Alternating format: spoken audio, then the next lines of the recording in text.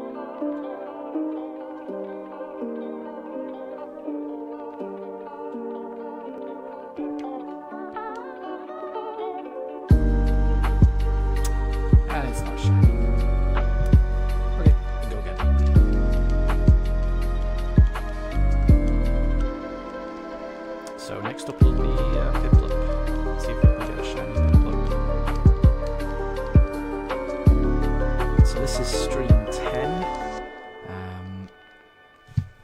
We previously got up to 875 encounters. I think we're up to about 36 hours of searching, but that does include breaks and stuff that I've taken. I think I get through about 20 encounters an hour, so we'll see how far we get today.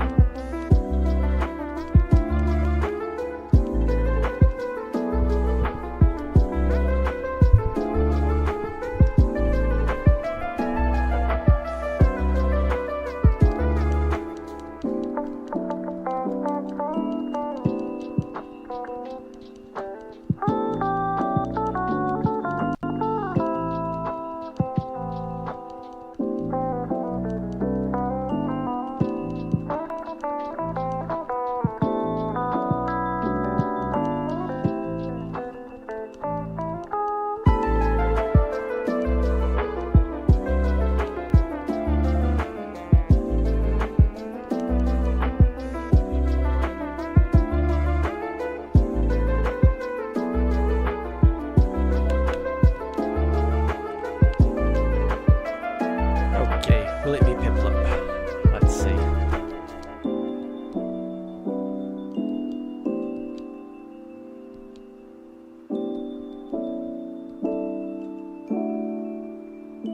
It's not.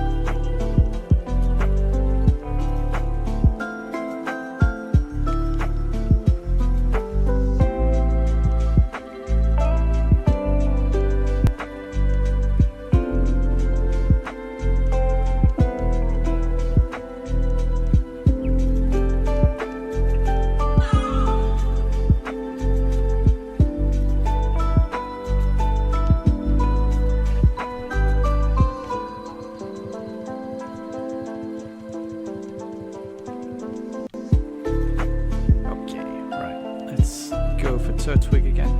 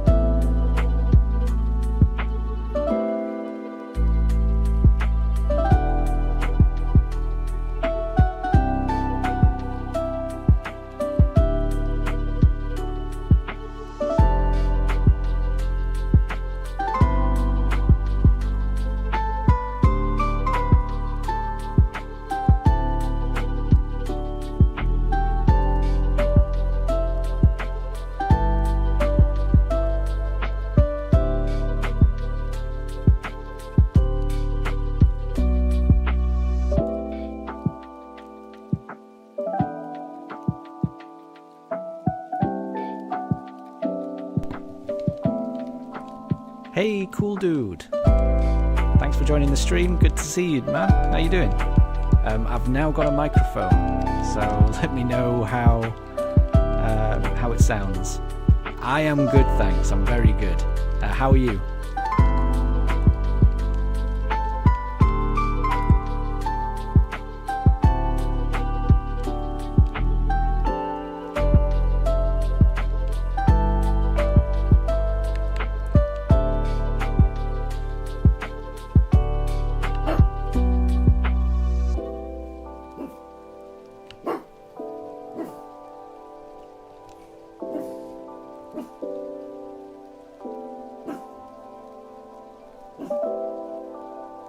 That's good to hear. That's good to hear.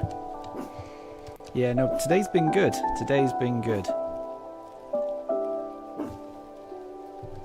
I got this microphone so that I could record all of the Let's Go runs all into one video. That's the idea. And I'm just trying it out on streams as well. I might not keep doing the microphone on the streams. I'm just going to see how this one goes. But yeah, and you've been playing Pokemon Violet. Nice. How far are you in your run? It's a great game. I love Scarlet and Violet. They really are wonderful games.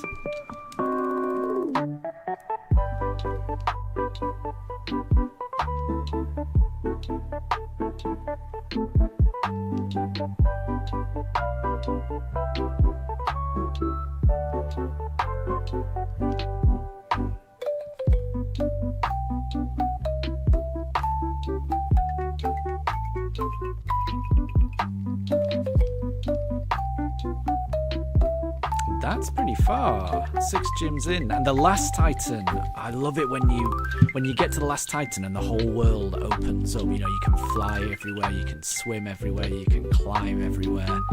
That's my favourite part. I think just doing the Titan quests. It's probably got the best storyline of all the quests as well. The Titans. Oh, it's great. It is great. I love how free Scarlet and Violet is. You can just go anywhere. Who's on your team at the moment, cool dude?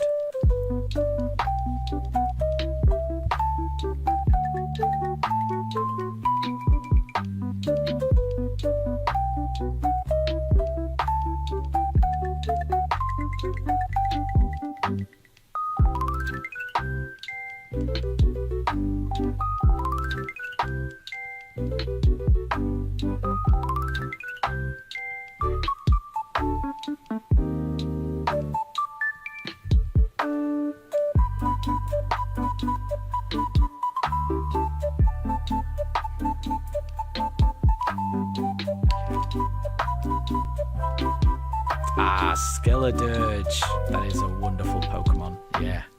one of the best, I think. And Cerulege as well. Nice. Oh, that's a good team. Salamence as well. And you've already got an Iron Treads. Wow.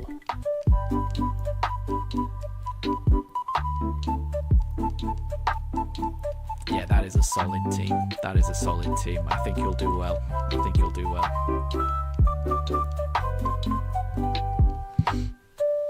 I think Scarlet and Violet are my favourite mainline games.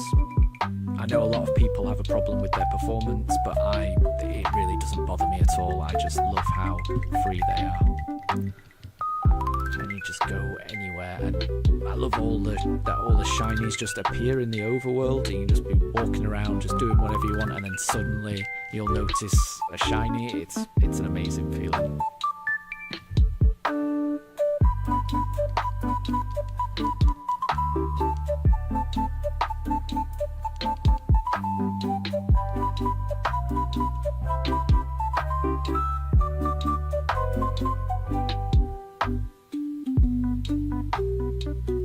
That's a good question about the last, the sixth member of the team. I guess you don't have a water type there?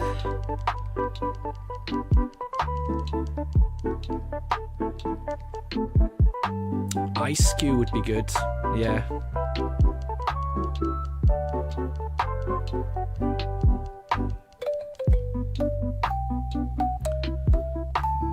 I'm not sure who I would pick.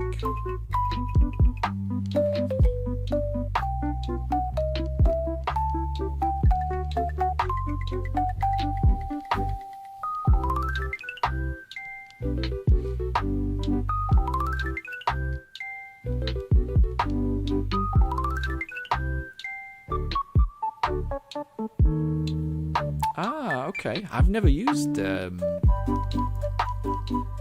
Aqua Taurus. That would be interesting, actually. Yeah, I've never tried that, so I don't know how it is.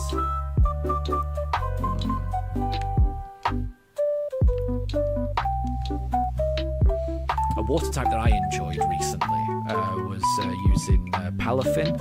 I did quite enjoy that. The little dolphin, Finizen as well, as he evolves. I did quite like his little transformation that he did.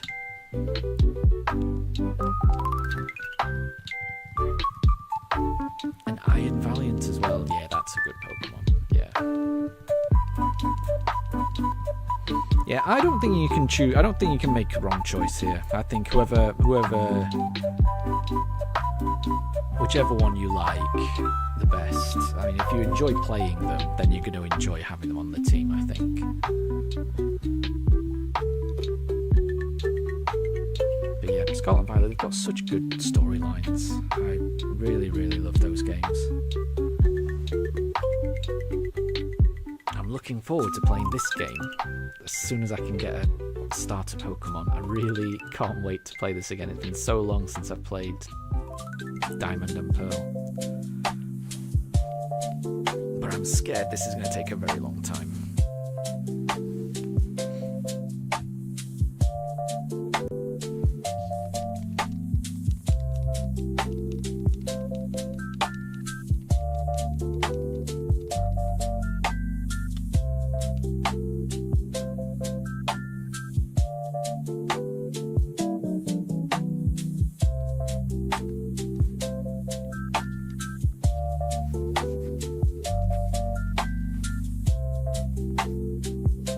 That makes sense. When I do a new playthrough, I like to use different Pokemon as well. It makes the game feel fresh if you're, if you're doing a new playthrough. A different game, Violet or Scarlet, but if you're using different Pokemon, then the whole journey just feels different and new and exciting for me. So I'm like you. If I'd already used a couple of Pokemon in my Scarlet run, I would be looking to use different Pokemon in a new one.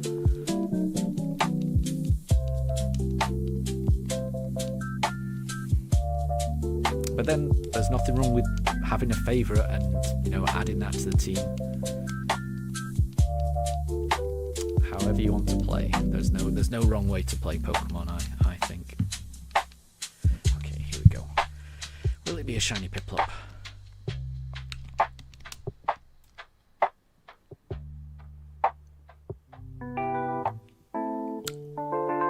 Ah, you've got the DLC as well. Yeah. No, the DLC is good as well.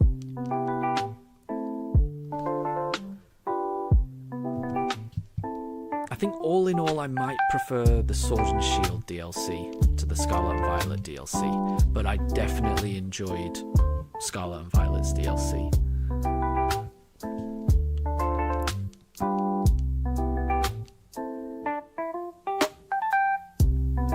Yeah, it is frustrating if you've already paid for the DLC on Scarlet, having to buy the DLC again just because you've got Violet. That does seem a little harsh. It's all the same, you know, you're not... Yeah, I understand, because it's not a different story or anything like that. You basically, yeah, you're paying again to go through the same bit of story. But, I mean, it's a good bit of story. I always feel sorry for Kieran in that story, but...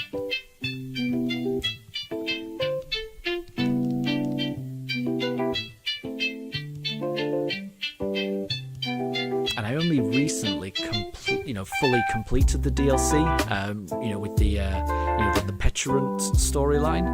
I think I only completed that, I think, last month, or maybe the month before.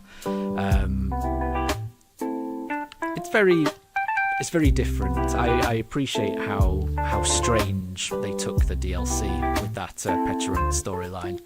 So, I mean, that's worth the money alone. I think it's good. Yeah, exactly. Sword and Shield the DLC was so good, and Dynamax Adventures, and getting to shiny hunt all of those Pokemon in Sword and Shield as well. I think I might just prefer the Sword and Shield DLC, but Scarlet and Violet's DLC is really good as well.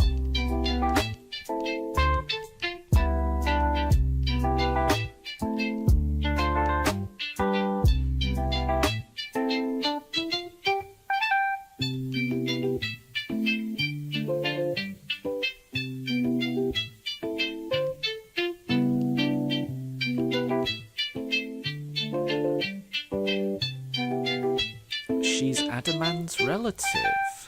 I've heard there's lots of connections.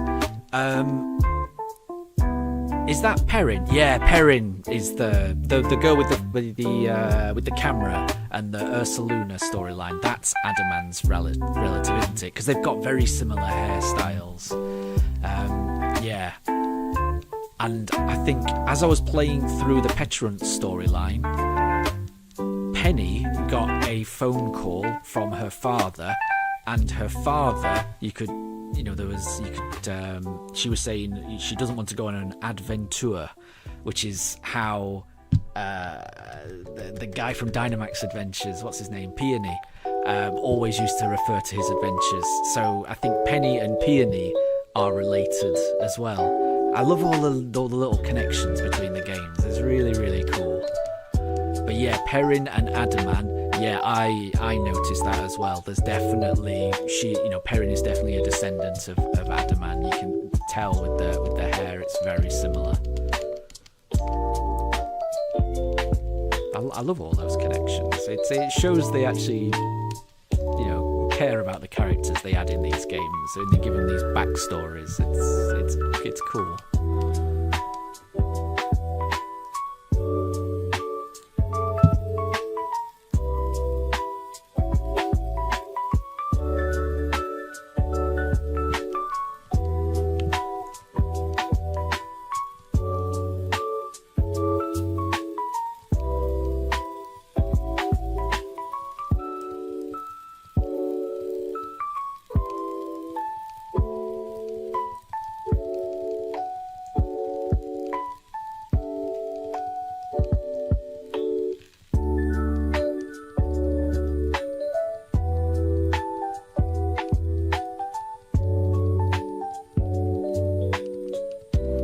you're shiny hunting Charcadet after you finish the main game.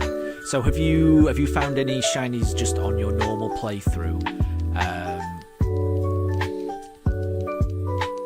Or have you not had any luck bumping into any random shinies?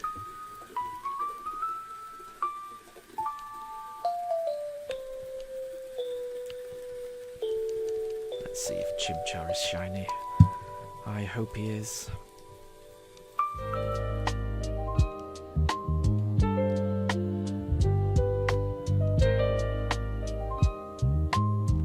Ah, that's fair enough. That's fair enough. I don't think I encountered. Did I? I think I found a shiny Flamigo on my first playthrough. That was the only shiny I encountered on my first playthrough. But yeah, shiny hunting Charcadet is tricky, I found. You know, that's quite a discreet shiny. It's just the eyes that are different, aren't they? And you've got a shiny Hoppip. Nice. Very nice.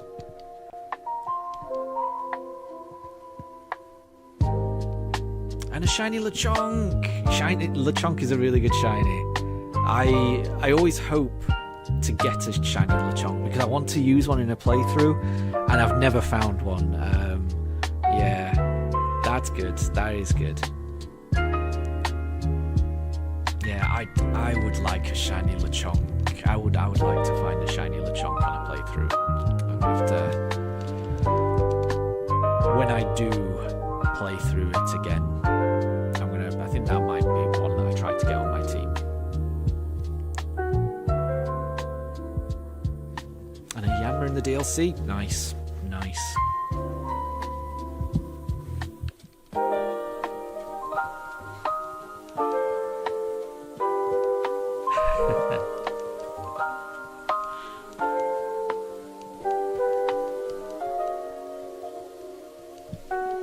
Yeah, sometimes that can happen when a shiny pops up and you just assume it's a different Pokemon. You don't realise immediately that it is a shiny, and it's only on that second glance when you realise it's yeah, that's good.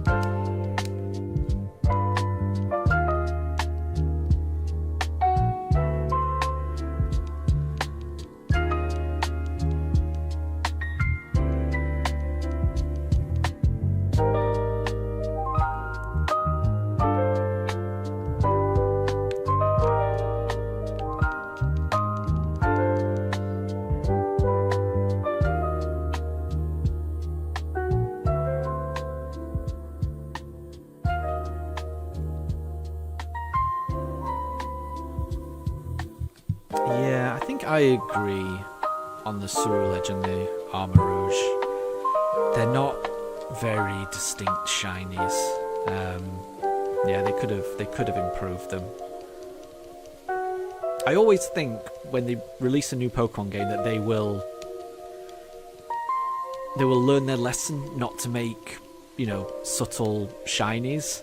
Because I could understand that happening in the early generations when I think it was just an automatic thing based on the colour palette that they used. But I think nowadays, you know, Game Freak, they can make the shinies whatever colour they want. It's not necessarily just a simple inverse colour palette thing. And they make the most subtle shinies, and I wish they wouldn't. Tandemaus. That, I don't know. I do wish they made all shinies, you know, fairly distinctive. Especially if in these new games they're going to be really small, and in these new games they're not going to necessarily have the shiny noise when they appear or sparkles. Making them really, really small and really, really subtle is a little mean, I think. But we'll see. I'm assuming the new generation can't be too far off. Maybe next year. Who knows? Who knows? But yeah, I would love it if either they made shinies a little more noticeable with the sound like Arceus, or the flourish of stars like in Let's Go, or if they have to not have those things in the mainline games, then I just wish they would make them not so subtle. But we'll see.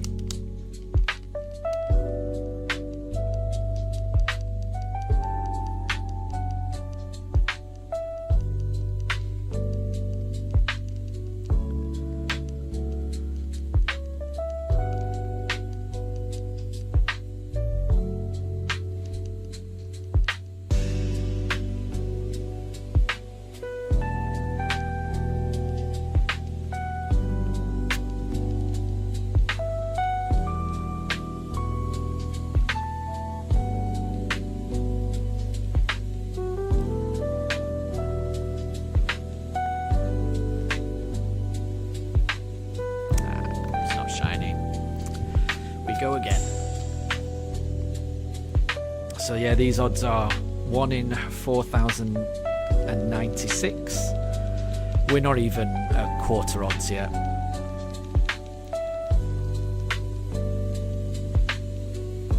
And I would like that, actually. Yeah, a setting. That would solve a lot of problems. Because yeah, maybe there are people out there who like the challenge of there not being a sound or sparkles, and like the challenge of knowing and being able to, you know, detect the slightest subtle colour differences. So maybe there are people that like that challenge, but having a setting where you could turn on a shiny sound, turn on the sparkles, I think that would... I would certainly use it. I definitely would use it. And I think, yeah, it just makes it more accessible as well. There's some people that just find it, you know, it's difficult to distinguish between colours for some people. So, yeah. Any more phases? Or just that one at 70? I'm not sure what you mean by phases.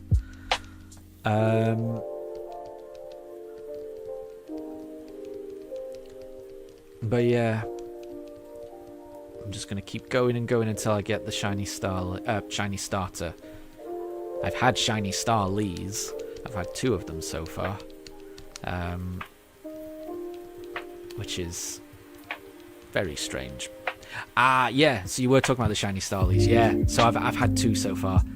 One at, yeah, around the 70, so it was at 77, and I think encounter 77 was a shiny starly, and then again at, I wrote it down, it was at encounter 679.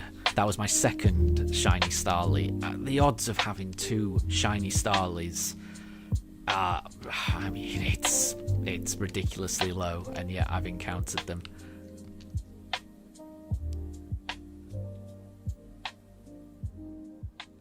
I see what you mean. I didn't know that's what phase meant. Right, okay.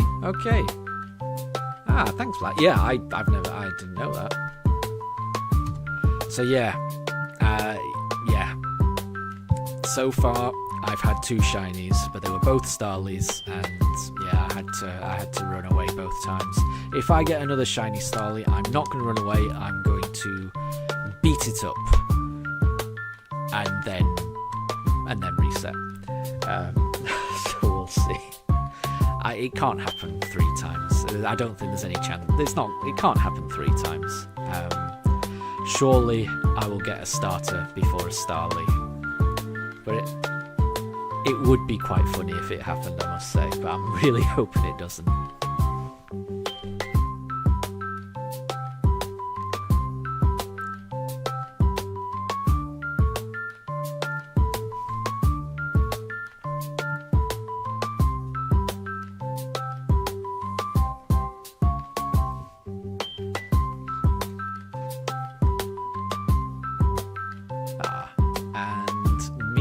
Has just jumped into the bed on the chair and has seemingly kicked out Daruk, so now Daruk is on the floor.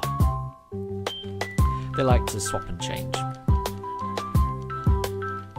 Right, yeah, I understand now. Yeah, so if you're shiny hunting one thing, but you get a completely different Pokemon, then that represents a phase.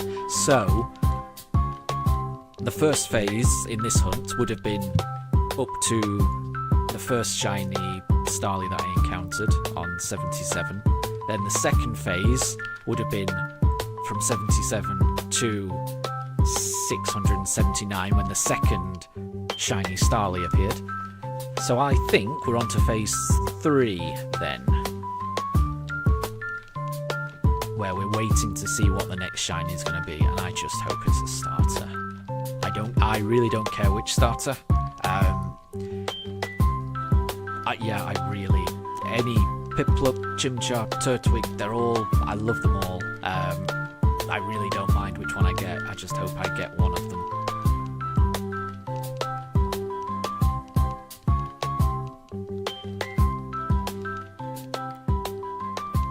Let's go for a Piplup this time.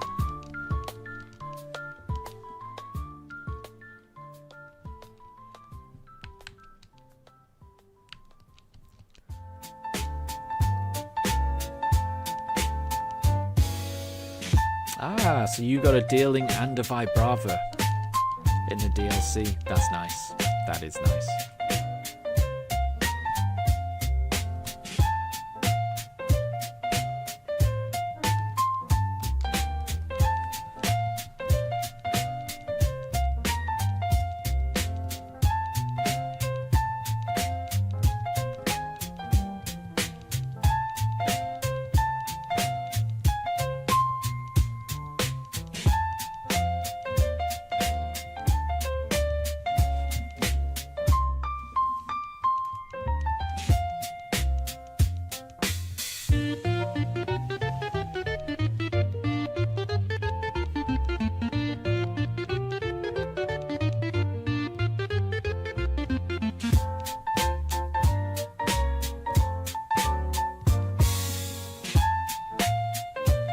How much longer am I streaming? So, I think today I'll be streaming until around about 7:30 PM. So that's in about 6 hours time. So I should be able to stream for another 6 hours, I think. I usually start a little bit earlier on the weekend, but this morning I was doing a bit of gardening while the weather's nice. Planted out some tomatoes in the garden. I'm feeling very productive today. But yeah, so 6 hours, that should... there's a chance. I'm really hoping to get the starter this weekend. I'll be able to stream tomorrow for probably a bit longer. So we'll see.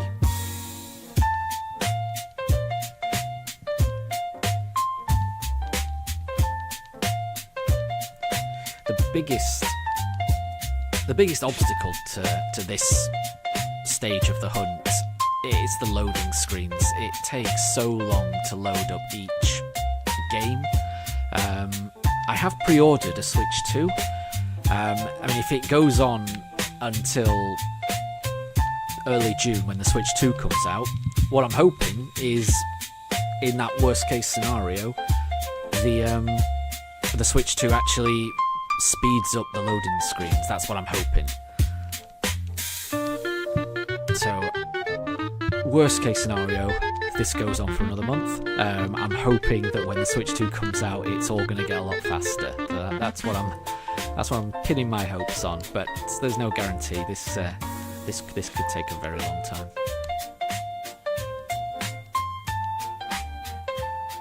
And you're heading off. That's fine. Thank you for joining. I really do appreciate it. For however long you stay, no worries at all. No worries at all.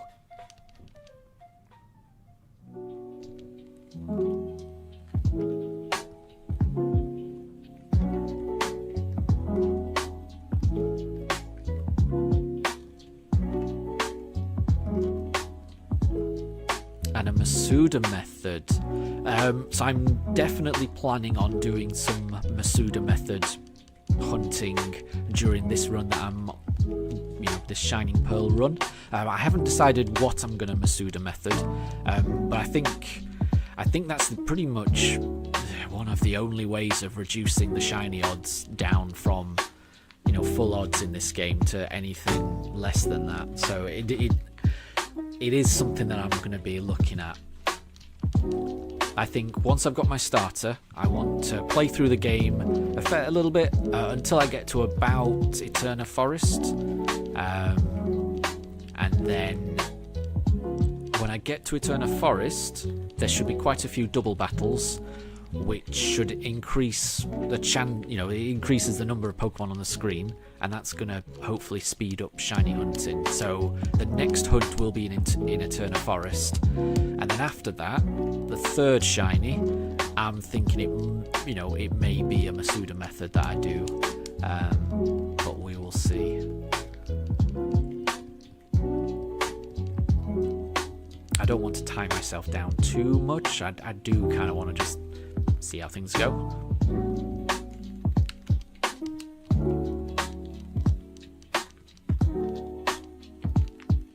No worries, no worries. I will catch you later, cool dude.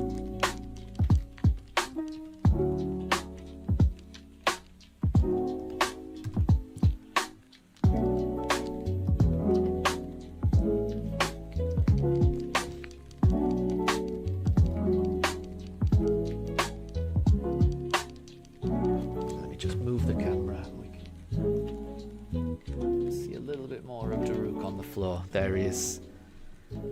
If you can notice that Daruk on the floor, you can see he's pretty much found the only part of the room where there is sunlight. He likes to sunbathe, that one.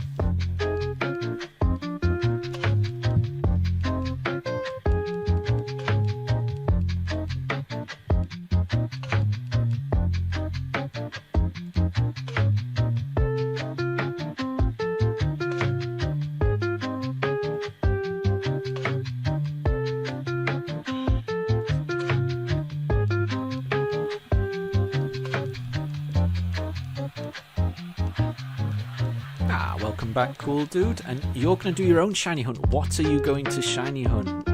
Please let me know. I love it when other people are shiny hunting, at the same time.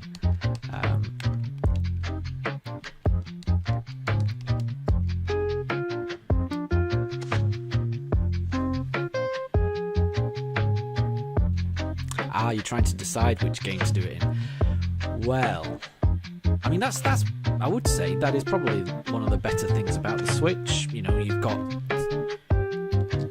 quite a few different Pokemon games. You've got at least 4 different Pokemon games on the Switch, and all of them have, different ways of shiny hunting, which I do quite like. I think my favourite... I don't know. I think it changes, actually. If you'd have asked me a couple of months ago, I would have said Arceus is my favourite game to shiny hunt in. You know, the noise as you're flying around, you hear the noise, it is a good feeling. And then you just frantically try to figure out where has that noise come from, where is the shiny. That is a good feeling. But then on my recent playthrough of Let's Go, I really did enjoy chaining,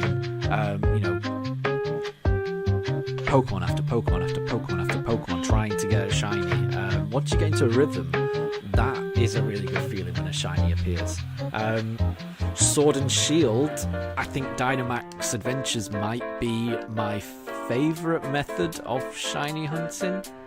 That is such a unique, almost like roguelike way of shiny hunting. No run is the same. It's constantly changing up. That's amazing. And Scarlet and Violet, just the sheer number of Pokemon that are on screen at any one time, they appear shiny in the overworld. That's amazing as well, with the increased shiny odds of sandwiches, and it's great. It's a tough one. It is a tough one. So which games do you have, cool dude?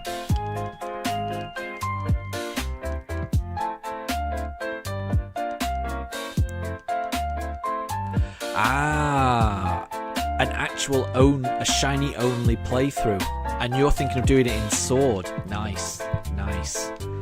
I think Sword, similar to Diamond and Pearl, is it's quite tricky because of you're at full odds for most of the time. But because it's full odds, when you do get a shiny, it's a wonderful feeling. It really is.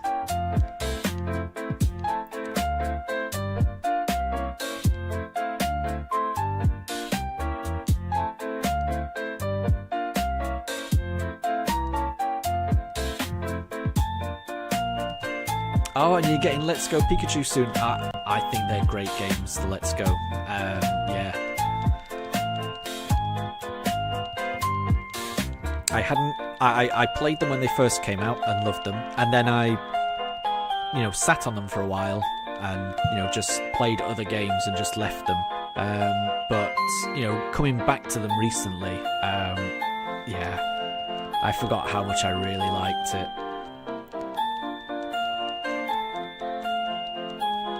Oh, so you're gonna have to get a shiny before every gym, and it's a Nuzlocke. So that's like a is it called a badge quest, where you have to get a shiny before the next gym, and then after the gym you get another shiny, and then before the next one. And this the game that I'm playing will not be a Nuzlocke. No, I've never tried a Nuzlocke. I think the shiny only aspect is enough of a challenge for me, especially in this game. I think going up against the Elite Four in a Nuzlocke, shiny only challenge, I could see that going very, very badly, and I'm not sure I'm up to it. Yeah, if I had to go through this type of hunt again, I think it would break me. But I think it's a good challenge to attempt. I think I'm happy with this challenge. This is my first shiny only run in Diamond and Pearl. And it's the first time I played these games in a very, very long time. Again, similar to the Let's Go games, I played them when they first came out, played them to death for those first few months, and then just forgot about them. Just moved on to the next Pokemon game. So I think it's nice to just revisit these older games. So in the similar way you're doing, going back, playing Sword. Yep.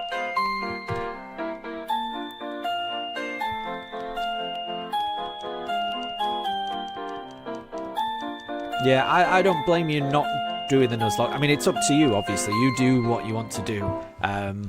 I think doing a shiny Nuzlocke is that is a tricky one. I think that's but I mean, imagine if you did it. I mean, that would be an achievement. But I mean, I think do the challenge that you're drawn to and that you want to do, because I mean, if you're passionate about it, that's the best thing to be. So if you're not feeling the Nuzlocke, don't do it, is what I say.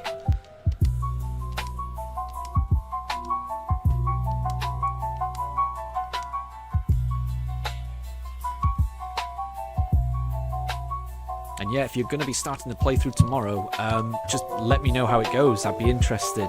I'd be very interested to know how that goes. Because I've never done a shiny only run in Sword and Shield. I mean, I've only really done shiny only runs in Scarlet and Violet and Let's Go Eevee, and that's it. So I'm starting my 4th shiny only run in this Shining Pearl. I do want to do a shiny only run in Sword and Shield at some point.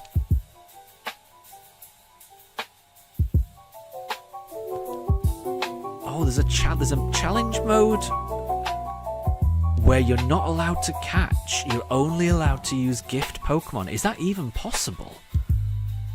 How many gift Pokemon are there? That would be tricky, I would imagine. Yeah.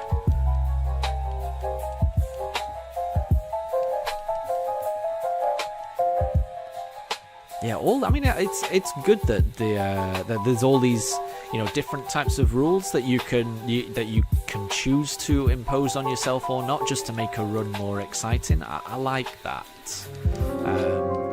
I think I like to mix up my runs by making them shiny only, because it's this is only my 4th ever shiny only run, so just doing a shiny only run just automatically makes the playthrough different and exciting for me. But I think I also just like to, if possible, use different Pokemon on the run. I think that helps to spice it up a little bit as well. But it's good that there's just so many different ways that you can just make a Pokemon run different by just doing all these different restrictions. I think it's good. Yeah, you got your starter, you got the tox. Yeah, you do get the toxel quite early on, don't you? Oh, Kubfu and the Kanto starter plus Cosmog. So you get Kubfu and the Kanto starter from the Isle of Armor, and the Cosmog is from the Crown Tundra. Right.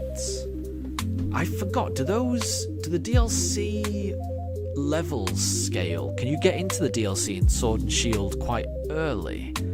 Or are all the Pokemon really, really high level and it's a bit tricky and you have to sort of get it later on in the run? But that I forgot. I definitely forgot about the Kanto starter that you get from the Isle of Armor. That I had completely forgot about. And yeah, Kubfu and Cosmog, that hadn't occurred to me. So yeah, there's quite a few. There are quite a few gift Pokemon that you can get on a run. I mean, there's gift Pokemon on this run that I'm doing right now on Shining Pearl and Brilliant Diamond, but I won't be able to use them on this run because the gift Pokemon you get here are going to be the Mew and the Jiraki, but you can't. They're never going to be shiny, so I can't use them on this run. So it's the Crown Tundra that's at the high level. So that presumably means the Isle of Armor won't be too high for you, and that is something that you can just do and just work into a playthrough. Yeah. I think I mean, there's so many different Pokemon runs I want to do, but now that's making me want to do a Sword and Shield run of my own. I've got to get through this first. And to be honest, once I've finished this run, which is going to take a very long time, I suspect that Legends ZA is likely going to be out by the time I'm finished with this run. So I would imagine after this, it's going to be Legends ZA for me. So I don't know when I'm going to get around to playing Sword and Shield, but you're making me want to play it.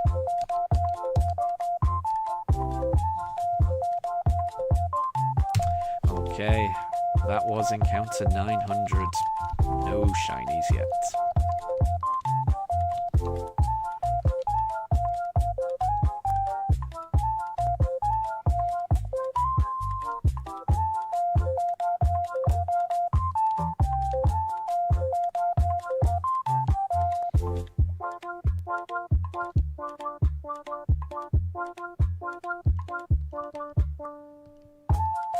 But yeah, let me know how that run goes.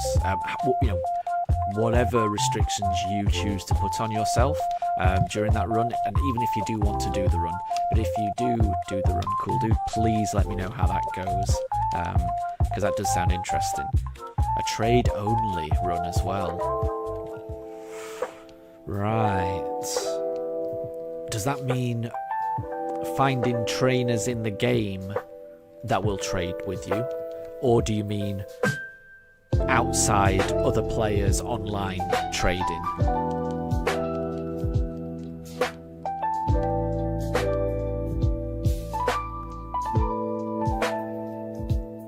Yeah, because if you're talking about NPCs trading in Sword and Shield, the only one I can remember is, and I can't even remember the name of the towns, but the town in Sword and Shield where there's like the hot springs bath, outdoor bath thing. I'm pretty sure there's an NPC towards the bottom of that town that offers a trade, and I can't think of many more, and I might even be wrong on that one, but I in my head there's a trade there, so that might be tricky. In Let's Go, there's quite a few. I know that. In Let's Go, you're able to do NPC trades for, I think, pretty much all of the Alolan variants. So if you give an NPC a particular NPC a Rattata, they will trade you the Alolan Rattata, and you can do that as many times as you want, which is quite cool. You can even shiny hunt that way. So if you've got a whole box full of Rattatas, you can keep trading that NPC in Let's Go over and over again, trying to get a shiny Alolan Rattata. Again, that's another type of shiny hunt that I kind of want to do one day. Everything's so far away. There are 18 trades in Pokemon Sword. Wow. I must have missed that. On my playthrough, I think maybe I'm guilty of just not talking to all of the NPCs, clearly. I think I just breeze past NPCs sometimes when I should really be talking to them, because I would never have guessed there was 18. That's really cool.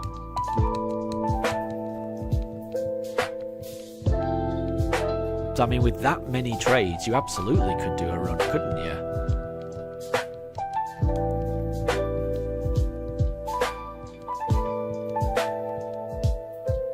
So quite a few maybe are in the DLC. That's still, yeah. I just wouldn't have known that. That's interesting.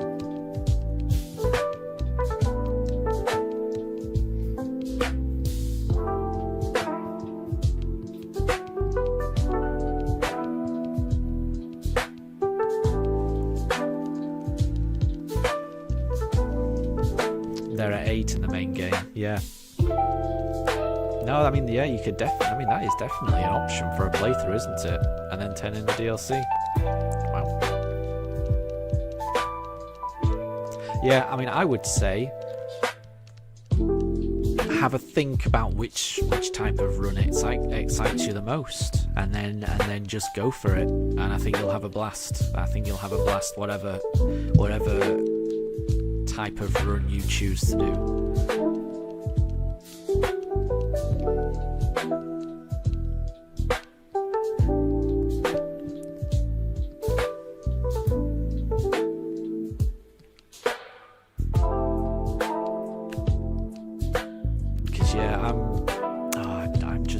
I am looking forward to all these runs, all these shiny runs I want to do.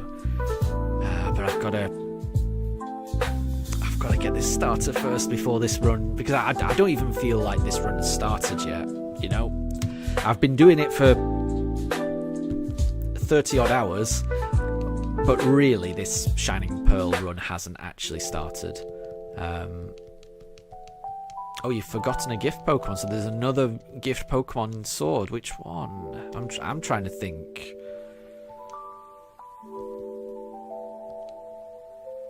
The Diglett. Okay, so is that in the Isle of Arm? And is that an Alolan one that you get? I'm trying to think. I know you have to find random Diglets, but do you get a Diglett? Where do you get the Diglett gift? Is it the one I'm thinking of, the one in Isle of Armor? Or is it a different one? It's been ages since I've played those games.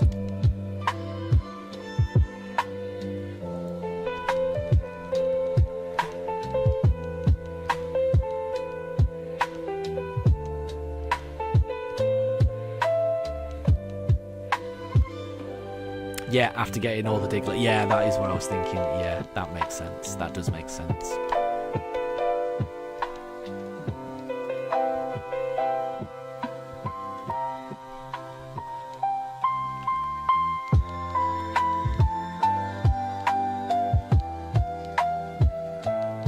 So yeah, there are quite a few gift Pokemon as well.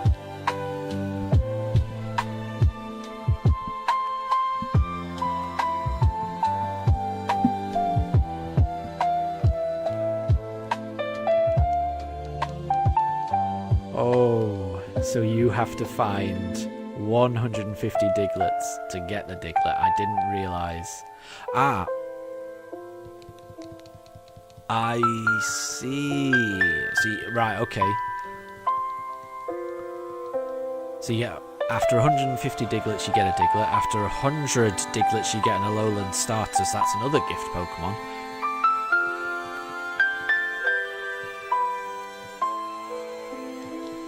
At 75 you get... Is that an Executor? Right.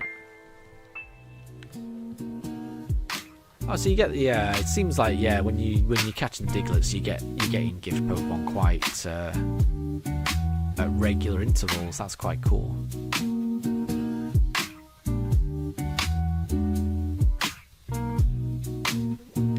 I guess the challenge there is actually finding the Diglets, because I'm certain I never found all of them in my playthrough.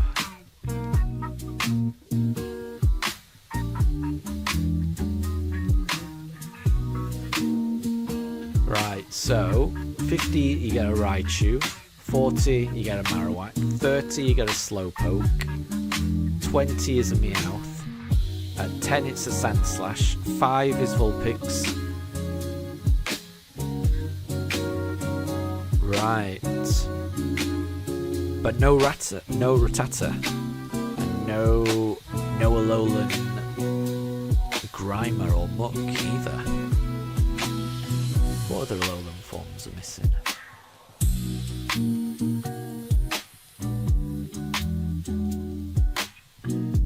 Still, no, I mean that's good that you can get all those different gift Pokemon.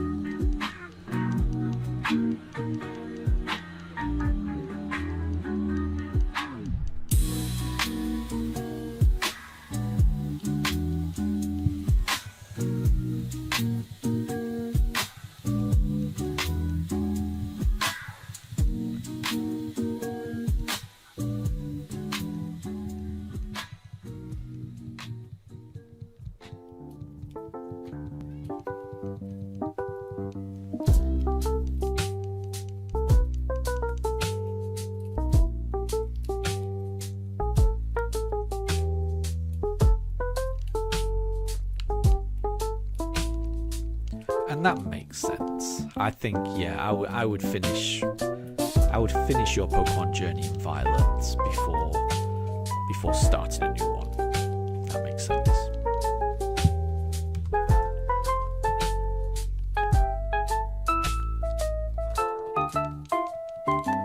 So you've settled on the no catching run, so that's going to be gift Pokemon all the way.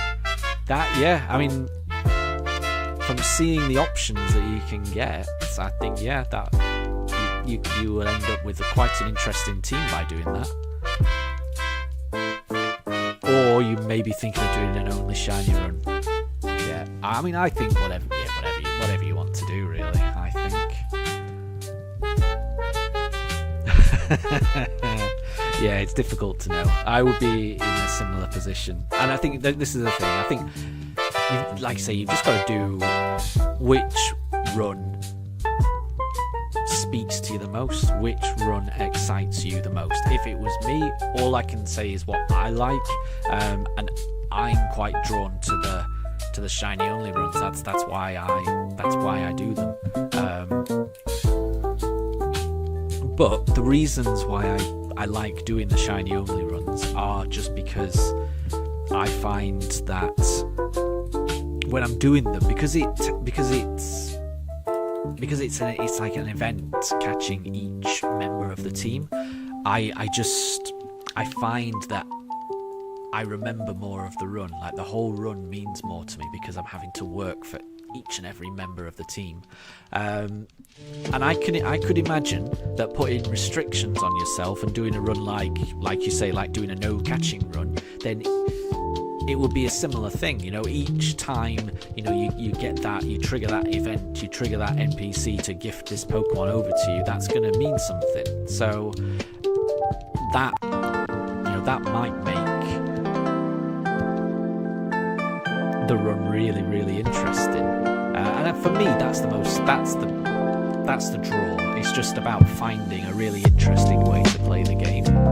So yeah, I can't give you the answer. I can't tell you what type of run to do. But if you're feeling the no catching run, you know, just doing the gift Pokemon idea, if that's what appeals to you, then I would say run with it. I would say go for it and just see how it goes.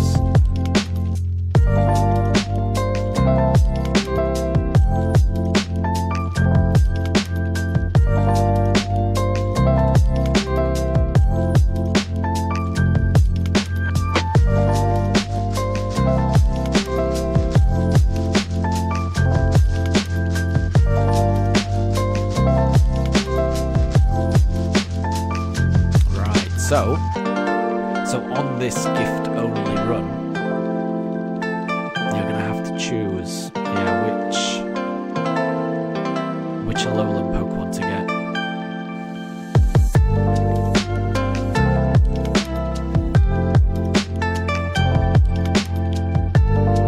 And I must say, looking at the options there, I'm not sure I've ever used any Alolan Pokemon in an actual run, so I can't really speak to which ones would be best. I would say just purely on looks, I always think that, you know, Alolan Vulpix is adorable. It's an adorable variant that I really like, but then I kind of feel that way about Sandshrew as well. Sandshrew has a really nice Alolan form. So you're thinking that's exactly what I was thinking, Sandshrew or Vulpix. So I think we're on the same page there. I think those two have the best designs, I think. Actually, no, I'll tell you, I have used an Alolan Pokemon on a run, on a shiny only run, but that was an Alolan book that I used, and that was a good team member. But it looks like Alolan Grimer isn't an option for Sword, unfortunately. But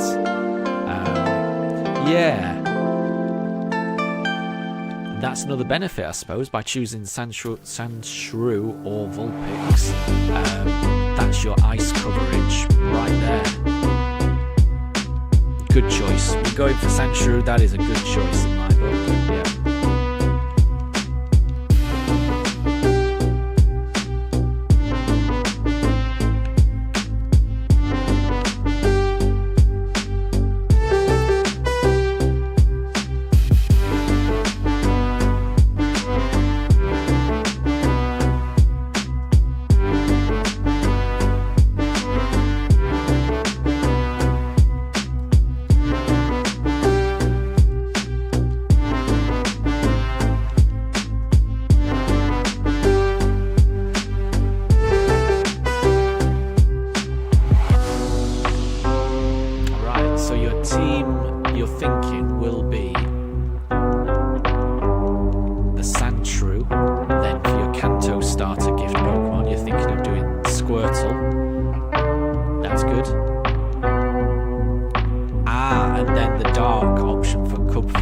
That makes sense.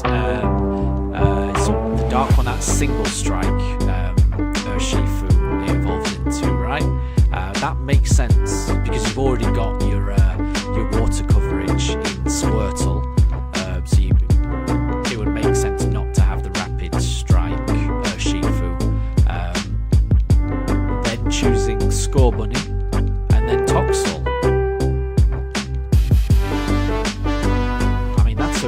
That's a really well-balanced team that I'm looking at. How many is that? And then, with Cosmog, that would take you to 6, wouldn't it? It would, yeah. I mean, that's a great team there. I mean, if it was me, I would be looking forward to doing that run with a team like that. That sounds awesome. Yeah, Sandshrew, Squirtle, Dark Kung-Fu, Scorbunny, Toxel, and Cosmog. That's a winning team. That's a winning team, in my opinion.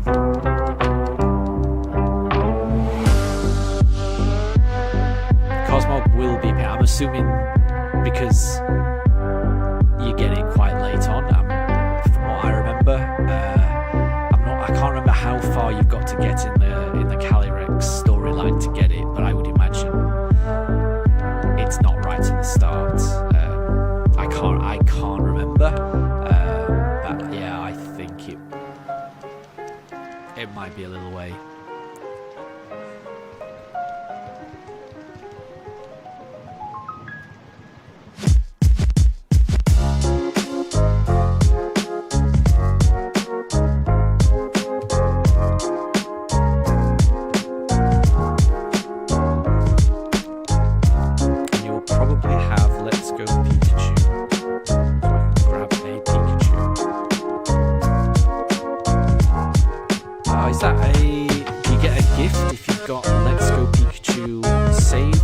Is that how it works? I can't remember.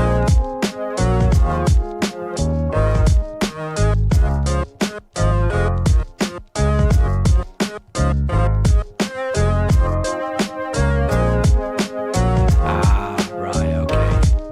Yeah. So yeah, depending on whether you choose Glastria or Spectria, you have to defeat that encounter and then you get the Cosmog. Yeah, that is quite far.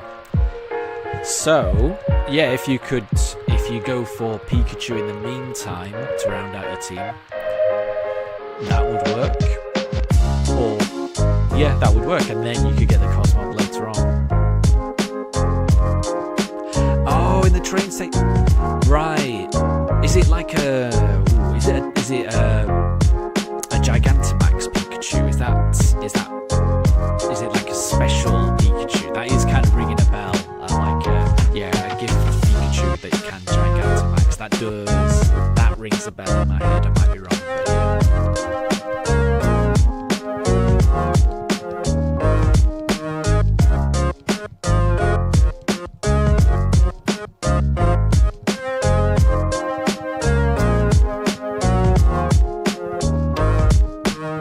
Yeah, so I mean that sounds like a good team to me. You could have Pikachu in your team until your team is, you're far enough in the story that you could get Cosmog right at the end. But the Pikachu can't evolve. But I mean the Pikachu, if you can get, is it the Light Ball you can give it that really boosts its special attack, but it only works if it's unevolved. I think there's a way to make Pikachu quite useful if it's holding the right item.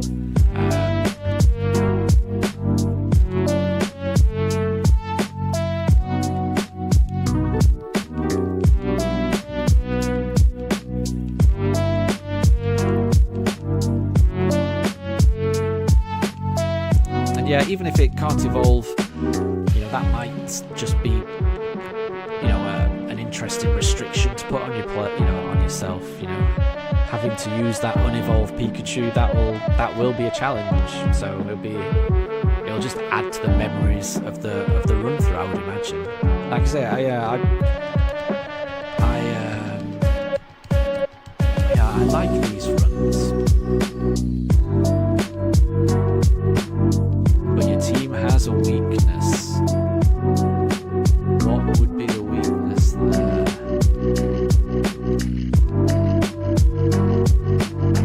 I'm trying to think. You've got a couple of electric types, I suppose. Some Dragapult. Well, your Sand Shrew is an ice type.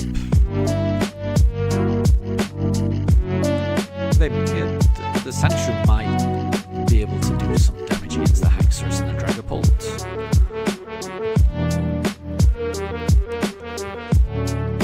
Or you could teach the Squirtle some ice moves.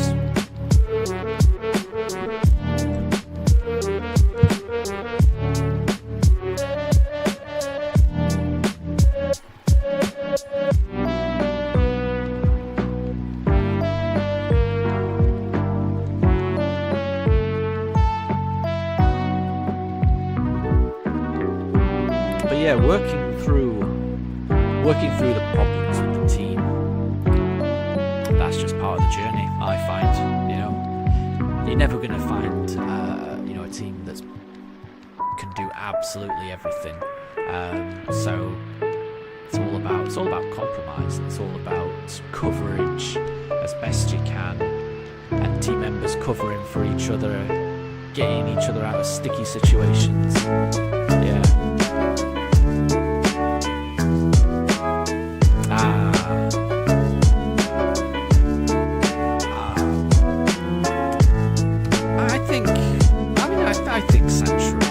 I think Sandshrew. Sandshrew or Vulpix, both of them are great. They are both great. But I would say Sandshrew. That's what you were drawn to first, so I'd go with that.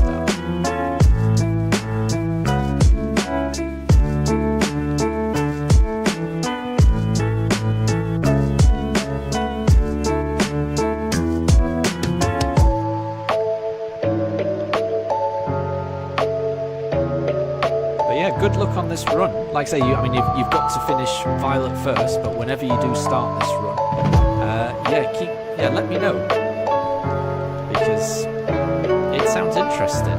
It sounds like a good team you'll be building.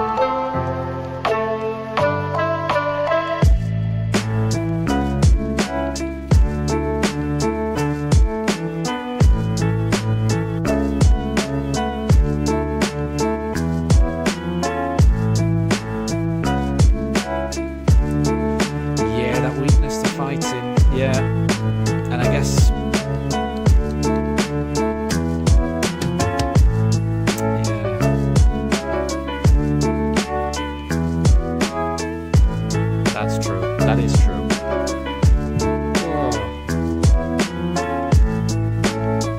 I suppose, I guess if you went with the Vulpix, then you'd have that Fairy type, which would offset it a little bit. There's no wrong choice here.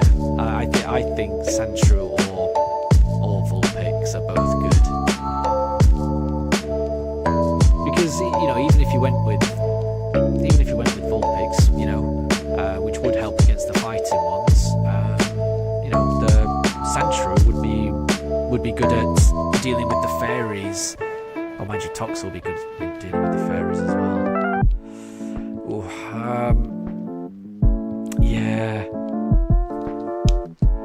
So,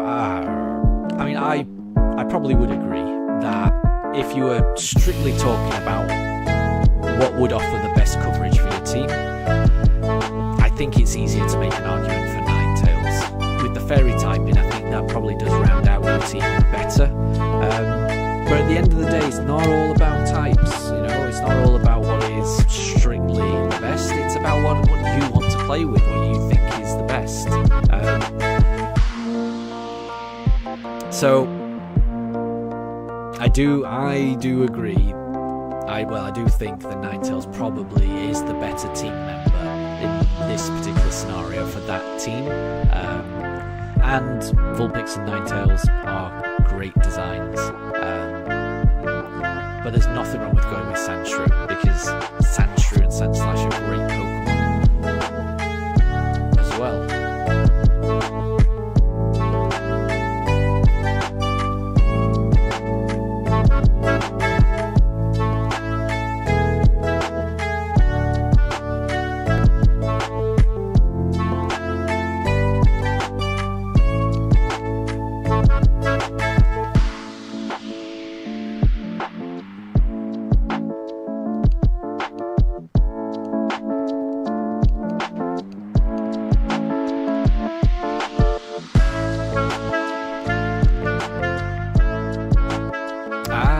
In the double battles as well.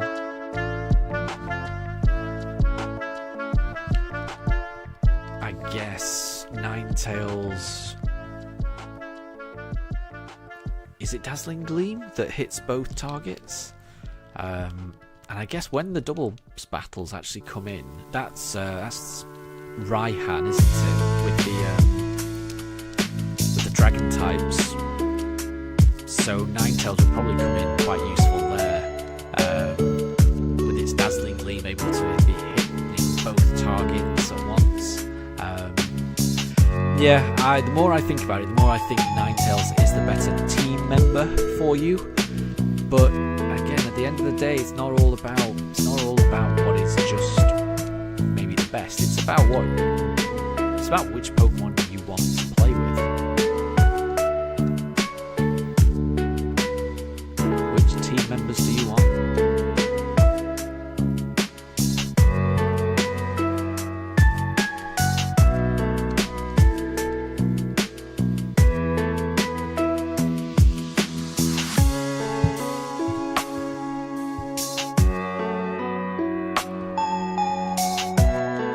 Type null. Oh, you get that so late on though, right? Is that a reward for beating the champion? And I've never actually used a type null. I remember getting it as the gift right at the end, but I don't think I've ever used one. So that would be interesting to use. Ah, okay, so you've never used a Ninetales, but you have used a Sandslash. I mean, for me, that would make me want to go for Ninetales. I always like doing runs with Pokemon that are different, that I haven't used before. Sometimes it doesn't work out that way.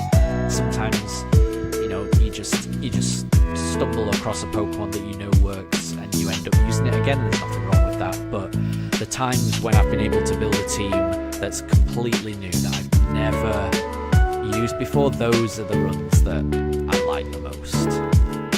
Okay, so here it comes. This is your team. First up, Ninetales. It's a good choice. It's a good choice. The Fairy Ice typing, that's going to be a Dragon's Nightmare. So I like that. And you're going to be able to deal with the fighting gym a little bit easier. So that's a good first team member.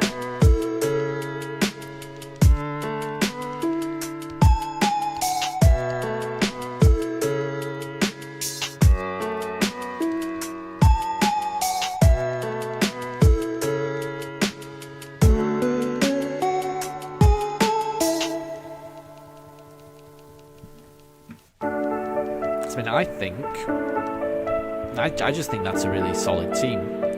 So, yeah, good luck on that run.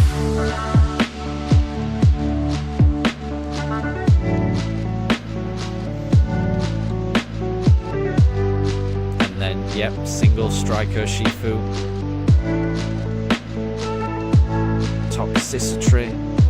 Cinderace, yeah.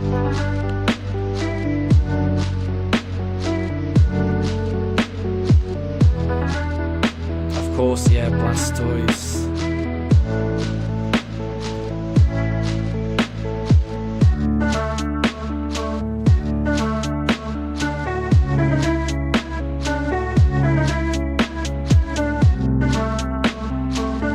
And you'll be choosing Solgaleo. Very nice. Yeah, or Pikachu. Pikachu for the early game, exactly. Yeah. I mean, that sounds like a really good team. And then you could even get type null right at the end as well. But yeah, I mean, that sounds like a really good run to me.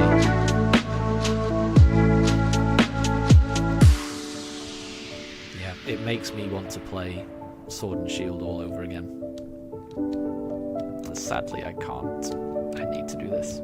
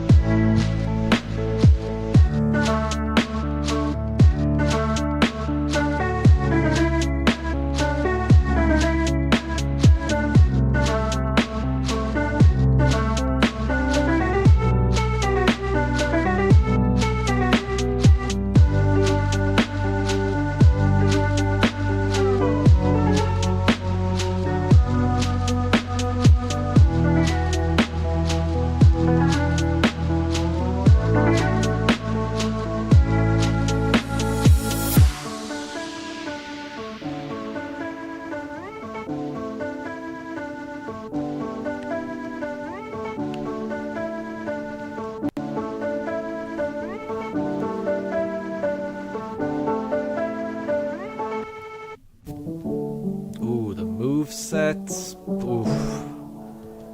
I'm not going to be able to help with that. I can never remember. Cerebee's really good for that.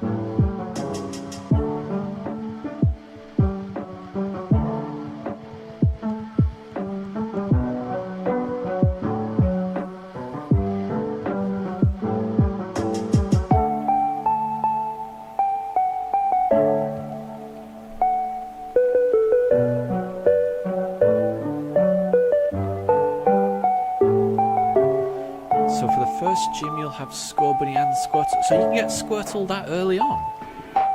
Because I can't remember where you actually get the Kanto starter from.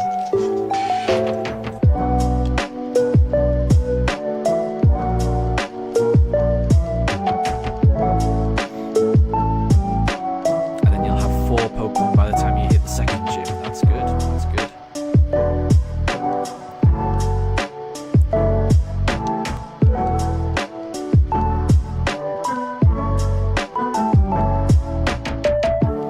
Very organised to already have it in your mind to know exactly what the team is going to be and what the evolutions are going to be.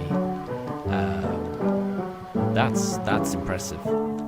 Oh right, so you just talk to the master in the dojo to get the Kanto starter. Yeah. So yeah, you'd be able to get that quite quickly as soon as you get to the train station, I suppose. Right, first trial. Yeah.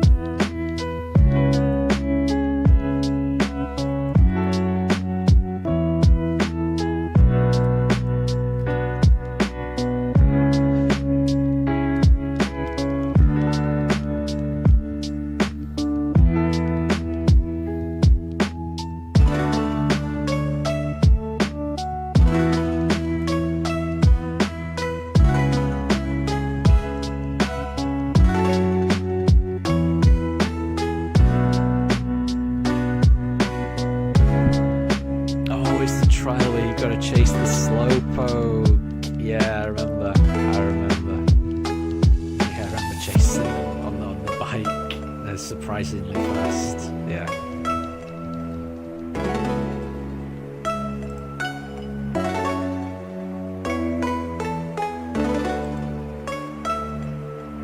And yeah, this is a good one. I'm not sure, so I'll post a link to the song because it's a compilation.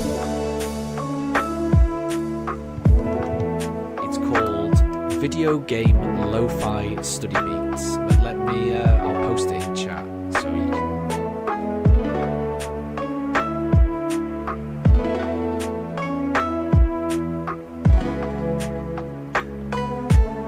Well, I just love music like this.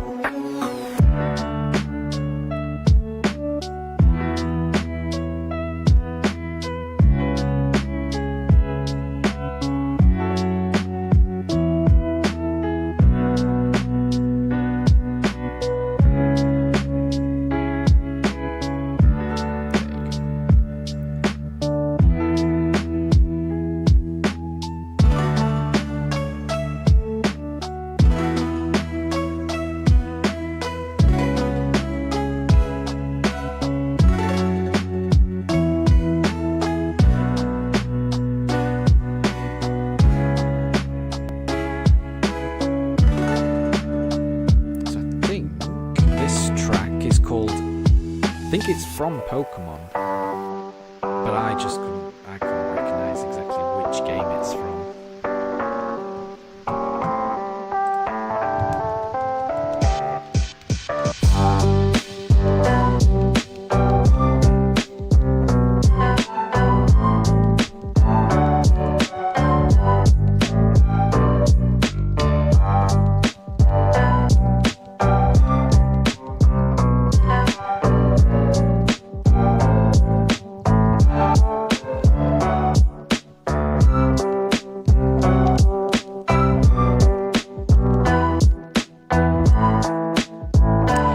Yeah, no, you didn't miss anything. But yeah, just when I was on my phone getting that link, I think I let the title screen go cycle through its intro, which I don't usually do.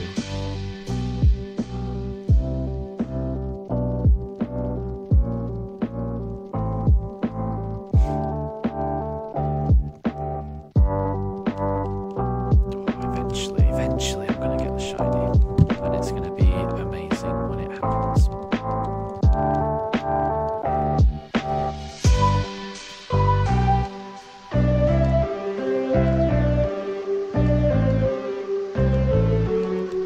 Okay, will it be Piplup?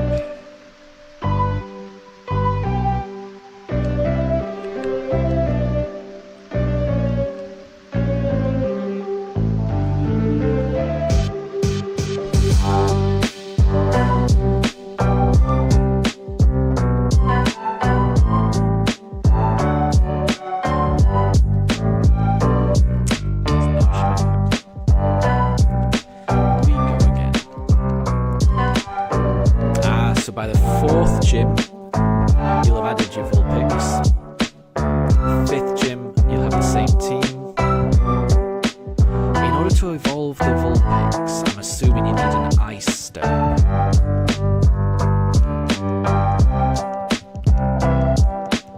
So you'll have to figure out where you'll be able to get that. It might be easy to find, I can't remember in Sword and Shield how you get evolution items. 6th gym, you'll have Kubfu. That will be awesome. Yeah. 7th gym is when you get your Urshifu. Yeah, this sounds like a great playthrough. Yeah, I can't wait to hear about it. I'm excited for you to play it. It sounds really cool.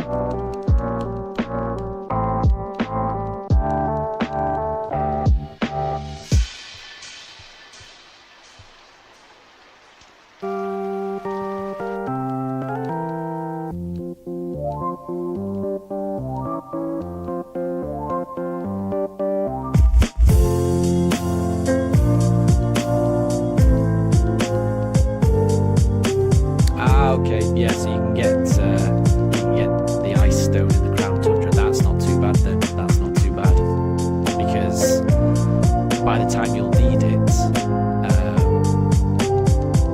you'll be able to get that evolution item.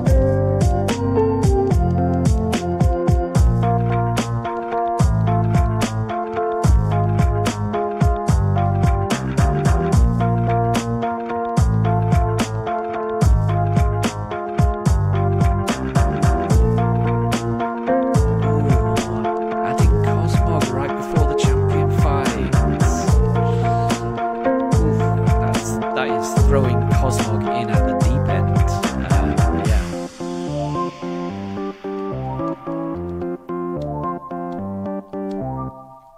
Yeah. And no worries about the music. I enjoy this type of music as well. It's cool music. Right, let's go for a chip shot this time. Come on, it's gotta be shiny.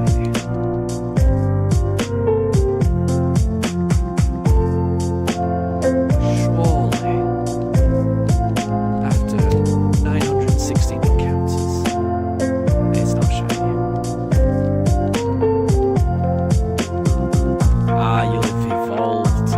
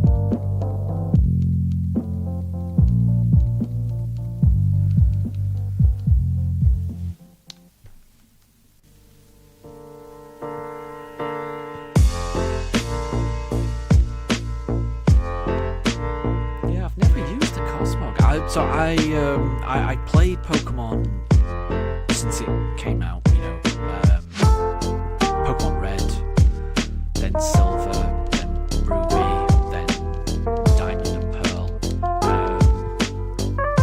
But then I took a break, so I never played Black and White. I never played X and Y, and I never played Sun and Moon. So I completely missed out on Cosmog, Cosmium, and Lunala and Solgaleo, all of Alola. I never really played. And it's only until the Switch games that I got back into it. So I'm really hoping that they re-release those games. You know, Black and White, X and Y, Sun and Moon. I can't wait for those to get re-released so that I can actually experience them for the first time.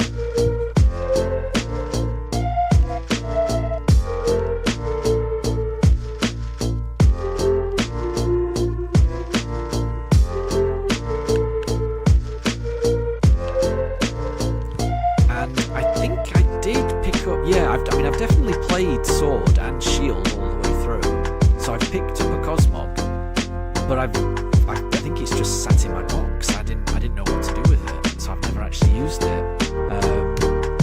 It would, like I say, it would be really fun to use it in a playthrough.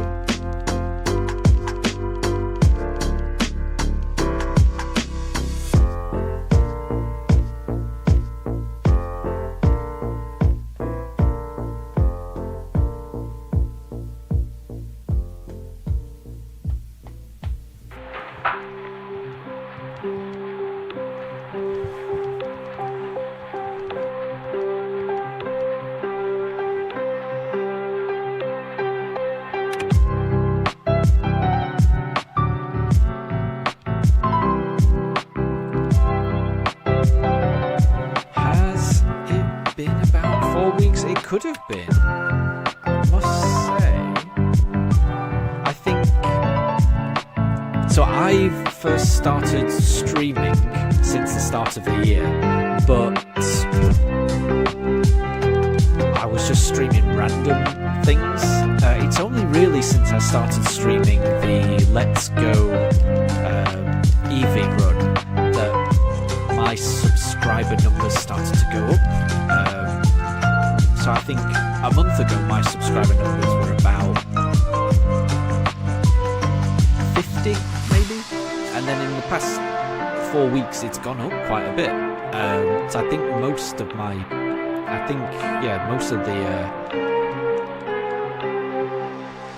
the growth of the channel's been in the past month, and it's been these shiny only runs and these long encounters. So you joined at 34 encounters. Is that 34 encounters for this? Because I've only been searching in Shining Pearl for about 2 weeks.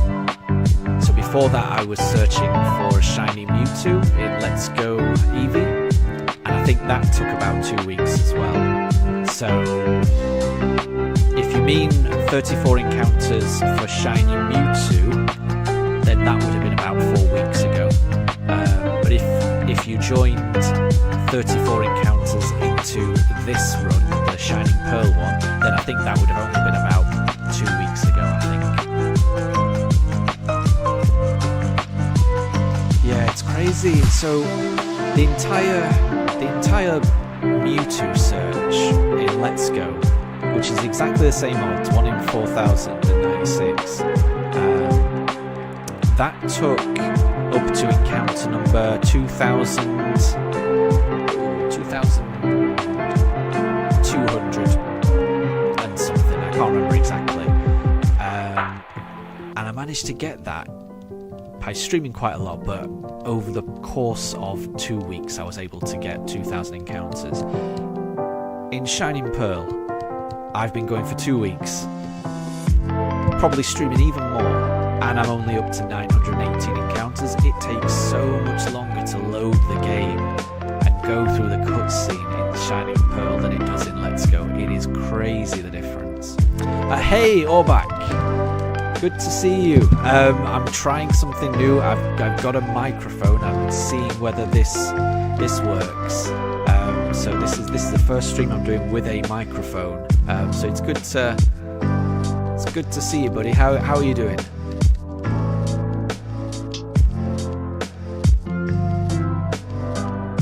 And this is Shining Pearl, and it is a shiny only Shining Pearl run. Double the shine. Yeah.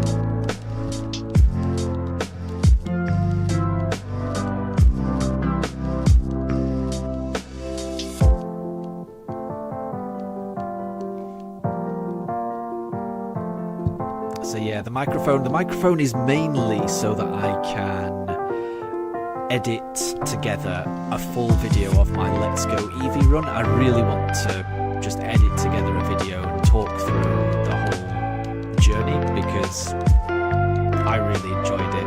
And then capping it off with finding that shiny Mewtwo, it was just a really good journey that I enjoyed, and I want to make a video about it. So I bought the microphone so that I was able to do that. And I thought, well, while I've got it, I may as well see how it works in the live stream. It's easier for me than having to type out, to stop the game and type out to chat to anyone. So I'm certainly finding it easier having the microphone on this live stream. But I do also realise it kind of takes away some of the music a little bit. I don't want my voice to get in the way of the music because I do like the chill lo-fi music that this channel has. So yeah, this is an experiment. I may go back to just typing. We'll see how this goes, really. And you've got to head off now. Cool, dude, no problem at all. Thank you very much for joining. I really appreciate it. And thank you for the good luck. And good luck on your run tomorrow if you do choose to start it. Have a great rest of your day, cool dude. Catch you later.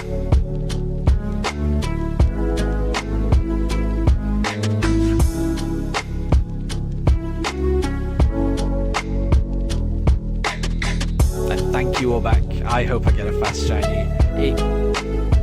I'm not banking on it. This could take a very long time. I'm not even at a quarter odds just yet. 919. Full odds are 1 in 4,096. And yeah, as I was saying, the load times in this game are atrocious. It takes so long to load the game. I think there's a good chance that this goes on for another month, maybe. And if that's the case, I will have the Switch 2 by then. And I'm hoping, if worst case scenario, I'm still hunting when the Switch 2 comes out. I'm hoping that the Switch 2 at least speeds up the loading times. I'm hoping this game runs faster on the Switch 2. We'll have to see, but yeah, I mean, I hope it happens fast as well. Thank you, I really do.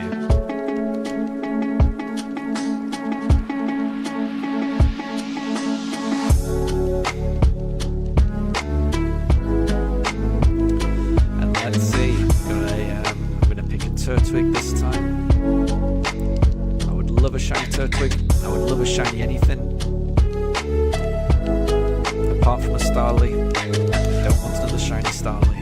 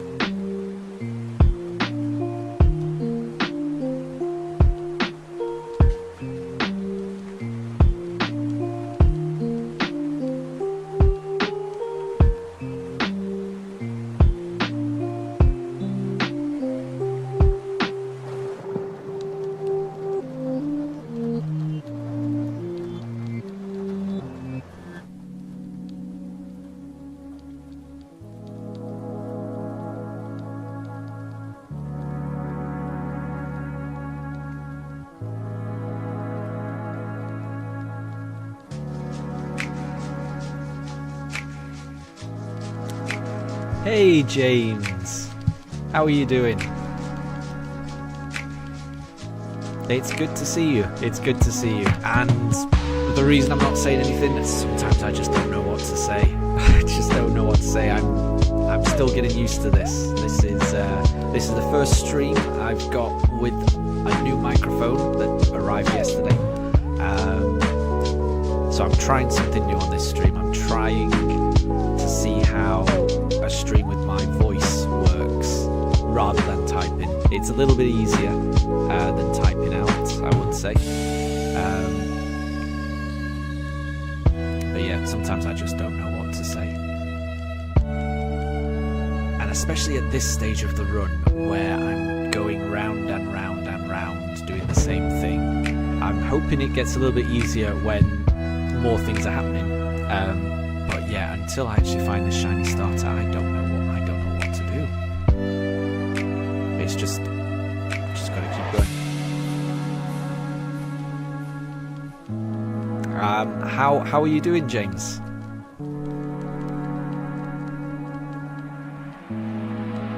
Oh, that's nice of you to say. I feel like I do. I feel like I sound exactly as old as I am. But that's very nice of you to say. I appreciate it. Thank you.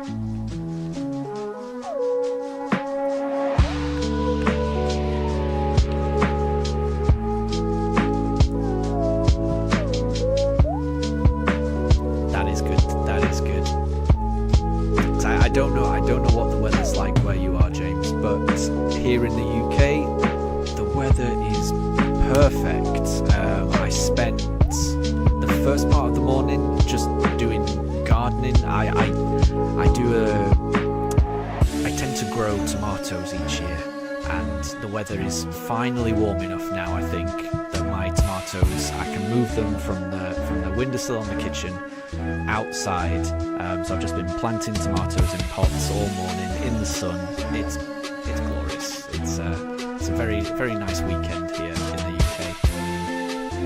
It finally feels that the weather's just in a nice place.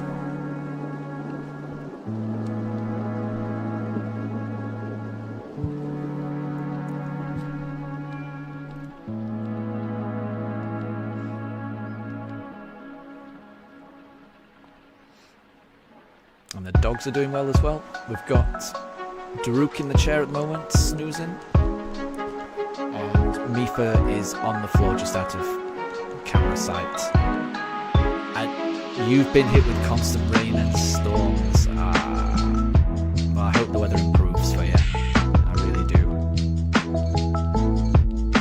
And I hope those storms aren't too bad. Storms can get quite hairy, I know. So I hope everything's safe where you are.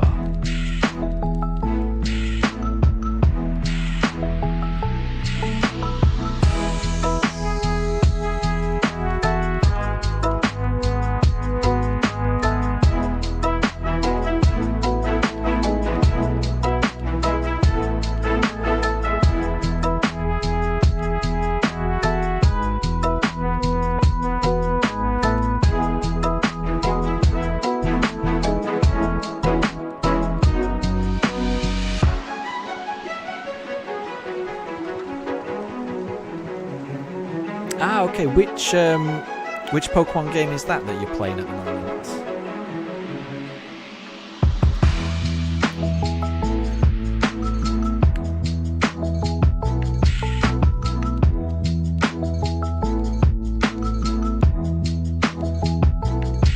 Because EV training, it can be tricky in some games. I am not looking forward to doing the EV training in this particular game. Scarlet's not too bad.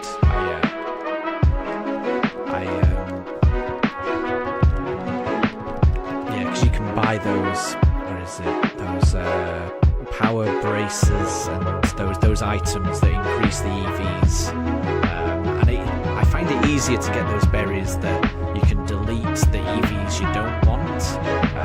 I always find I've got a decent amount in Scarlet and Violet compared to other games.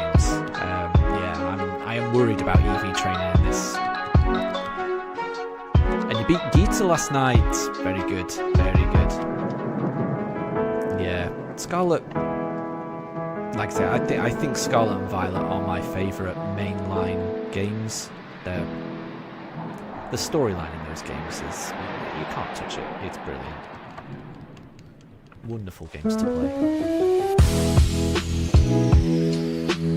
So I guess if you beat Gita, then are you EV training in order to do the DLC, or are you EV training for a particular raid? Because I know the Metagross raids are going on at the moment. I still need to build a Pokemon that can take on that Metagross, because I do want to do that. So I'll be doing that tomorrow morning, I think. Not on stream, probably. I'll be doing that off stream, but I still need to come up with a strategy to beat the Metagross, the 7-star Metagross.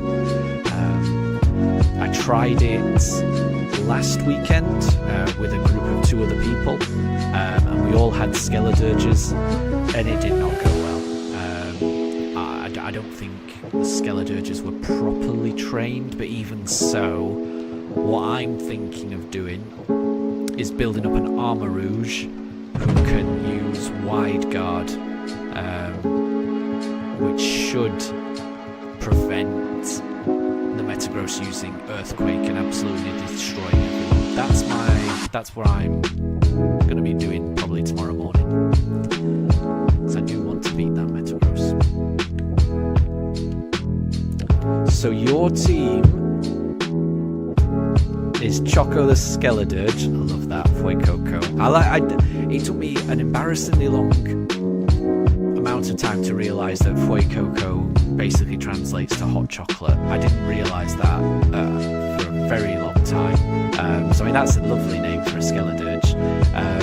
Jozook the Quaquaval, Darlene the Meowscarada, Bella the Kudra, nice, Dagger the Sizor, and Lemon the Gardevoir. That's a great team. And Mello, howdy! How are you doing? I'm not paying attention to the game at all here. And that is not shiny. No, it's not.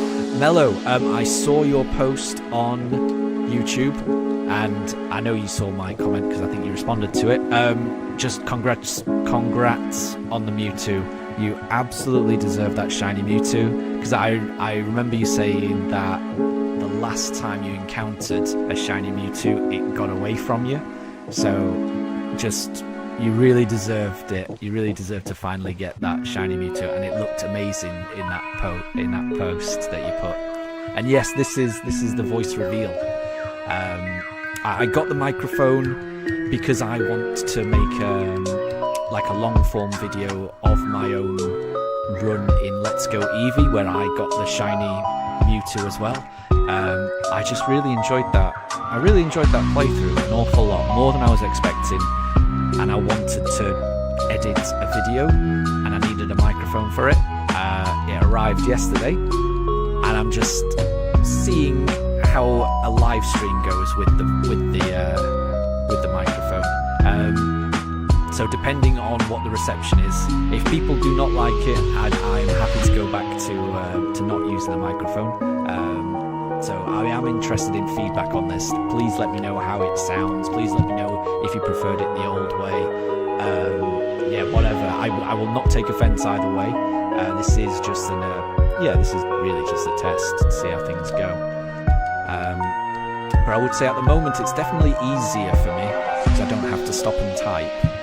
So I am finding it easier to sort of chat to you all while I'm doing this. But we're also just at the stage of the game where I'm just having to reset over and over again. And this could go on for a long time. We'll have to see. And you had to call your friend straight away. I don't blame you. I don't blame you. Yes.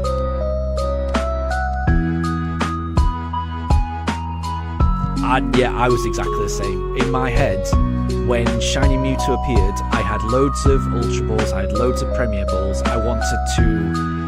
In my head, what I wanted to do was at least try and throw a Premier Ball at it to see if I could catch it in a Premier Ball. But in the back of my head, I just couldn't risk it getting away. And as far as I know, it doesn't run away until you've run out of balls. So as far as I know, there was no risk, but I just couldn't take the risk that what I'd read online was wrong, and I threw a master ball straight away as well. So I don't blame you doing that. I was exactly the same. And it's a shame. It's a shame I didn't have the microphone when it happened for me, because yeah, I was freaking out as well. I was screaming. I was scaring my dogs when it happened. It was amazing. So I know that feeling. It's a wonderful feeling. And I don't know if it is for you, but that shiny Mewtwo for me, that was the very first shiny legendary that I'd ever got from resetting. And yeah, it was really special. It was really special finding that. So yeah. And you're going for Moltres now. Nice. You're already started. You're 16 resets in. You'll get there. You will get there. Yeah, that's amazing. And I think out of the legendary birds, shiny Moltres is the nicest one. It's that lovely shade of pink, electric pink almost. Yeah, it's a wonderful shiny. So good luck for that. I know you'll get it. Yeah.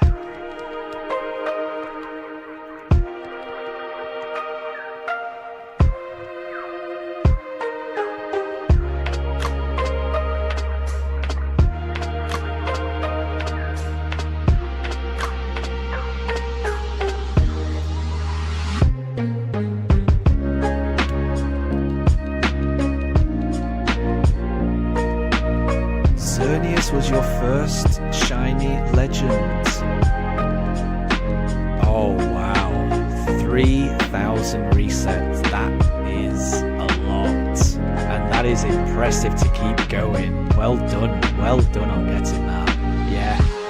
And that's the thing, you know, if you're hunting for something for that long, it means something when you get it. So yeah, it's that's amazing. While I was searching for shiny Mewtwo on stream, I was also just playing Pokemon Go just on my phone, and I actually got a shiny Xerneas from a research task on Pokemon Go while I was looking for Mewtwo. But it's not the same. I mean, it's always great to get a shiny, but it's not the same getting it in Pokemon Go as getting it in an actual game. The difference in odds just makes it really special when you get it in a game like Let's Go, or I mean, Ultra Sun and Ultra Moon. I mean, I think the odds again. It's really high odds.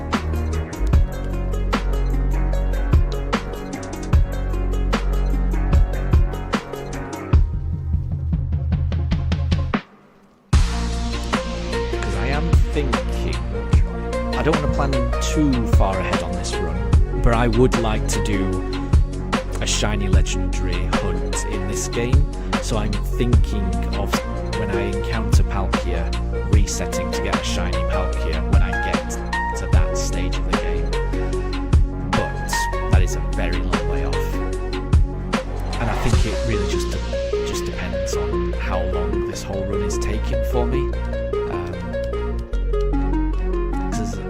Ideal world, I would like to have this wrapped up before Legend ZA comes out, but I really don't think that's going to happen. I think I'm still going to be playing this when it comes out, and I'll have to decide whether to just put a pin in this, just pause it so I can play Legend ZA.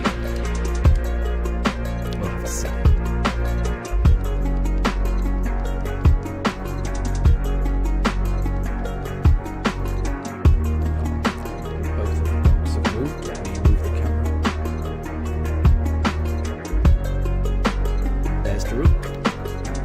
Trying to sunbathe in the last bit of sunlight.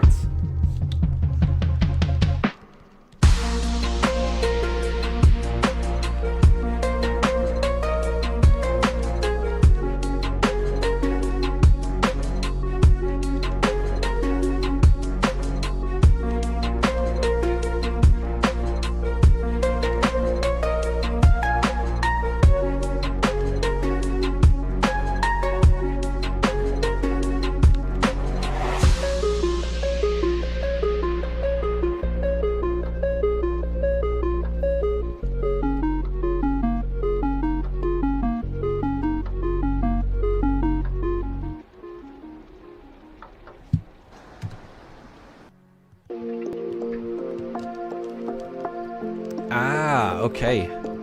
So you were thinking, yeah, of soft resetting for the Chimchar. I mean, it's obviously it's up to you what you want to go for. But when I do these runs, I definitely like choosing Pokemon that I haven't chosen before. So I could definitely see the appeal of going for a Turtwig over a Chimchar if you've already done a Chimchar. But then there's nothing wrong with just going for your favourite, if that is your favourite. Nothing wrong with that at all. But yeah, I definitely like doing these runs with Pokemon that I haven't used before.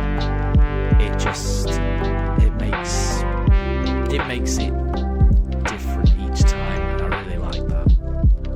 Any way that I can make the run memorable by doing something a little bit different, building the team in a different way. There's just so many different ways you can, change up a run in Pokemon.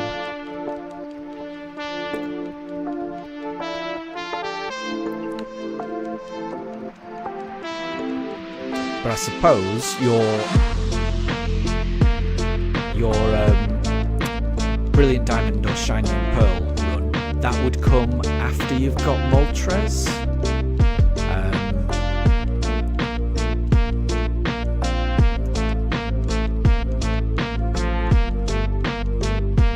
And also, I'd just like to double check, Mello. If you've already used your Master Ball on the Mewtwo, do you have enough Pokeballs for when you do encounter this shiny Moltres?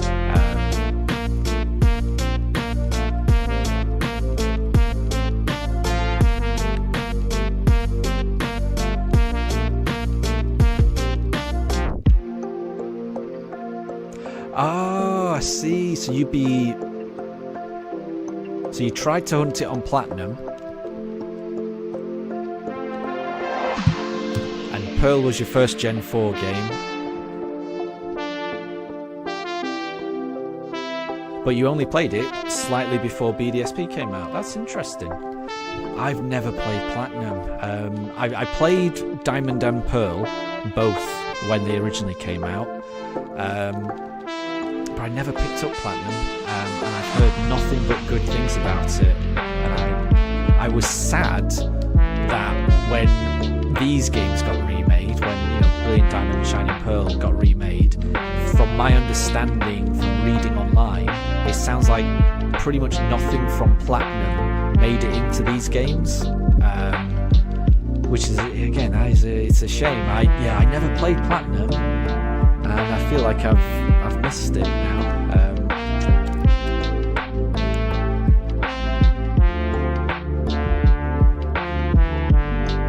Okay, you've got 430 Ultra Balls. That will be enough. That's good to hear. That is good to hear.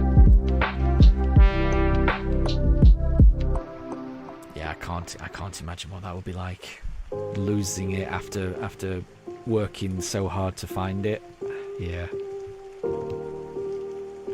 Because on my Let's Go Eevee run, I spent so long trying to find that shiny Dratini,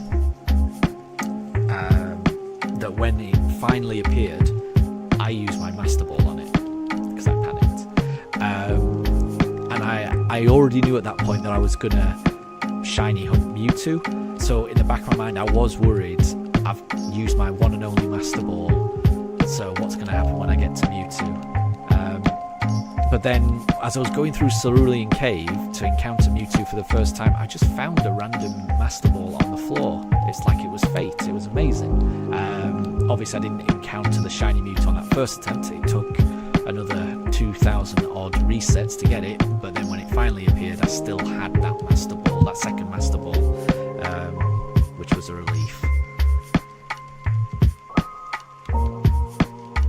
But I did enjoy shiny hunting, soft resetting for those legendaries in Let's Go. I'm not sure I would do it full odds again. I think the way you're doing it, Mello, with the shiny charm, that's the right way. That's the way I think I would prefer to do it. So I think if I was to return to Let's Go to do another soft reset shiny hunt, I would I think I would try and complete my Pokédex first. I think that's the best way. I think one full odds shiny hunt is enough for me in Let's Go.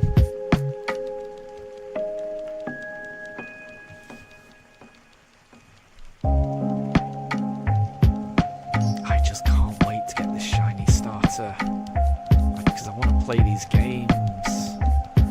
I played them when they first came out. I played the originals back in the day, but I haven't played them since. And I want to play it. And I've been resetting. This is the 10th stream so far. I've been resetting for over 35 hours, I think. And I don't feel like I've started the game yet. Can't wait. Oh, I'm just reading this message, Mello, about someone who did a full odds Mewtwo hunt that took 26,000 resets. My gosh. Yes. Then in that case, I did get lucky. I already thought I got lucky. I was at. I need to find out the exact number, but it was around 2,000, over 2,000 encounters. So it was just over half odds for me. So I already knew that I was pretty lucky. 26,000 resets. Yeah. I would like to think that I would have the strength to go through that, but I'm not certain I would. Respect to the person that did that, really. That is perseverance encapsulated to keep going after that many. Wow. Yeah, I'm really, really hoping that this hunt does not go over odds. I will be happy. I'll be very happy if it just does not go over odds. Even if it takes 4,000, I'm okay with that. I'm okay with that. I can live with that. The second it starts to go over 5,000, 6,000, I can imagine that getting tricky to deal with. So we'll see. We will see.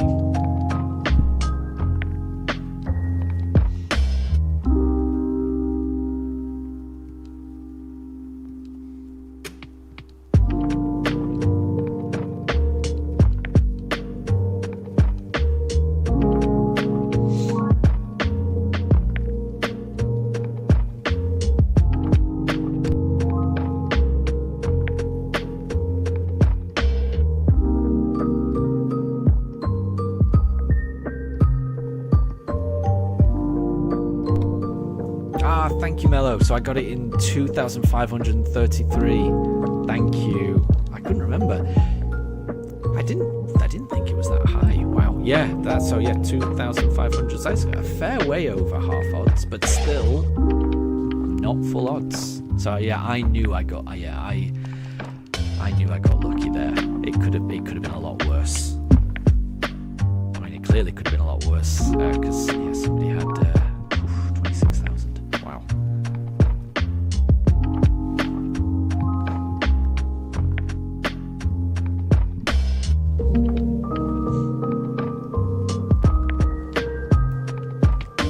But yeah, it's crazy that I think I've been streaming this run in Shining Pearl looking for the shiny starter for a similar amount of time. Because I feel like it took around about 2 weeks to find that Mewtwo. So 2 weekends, and then every other day, midweek, something like that. And then it appeared after 2,500 resets. I think by the time this weekend is over, I'll be in a similar position. I'll have been searching for it for 2 weekends, and then here and there midweek little streams. But the difference in the number of encounters I've been able to have in this game compared to Let's Go, it is. I wasn't prepared for quite how long each encounter would take. we're not even at a quarter odds yet. The loading times are excessive. I do wish it was a little faster, but it is what it is. It will be so worth it when it finally appears.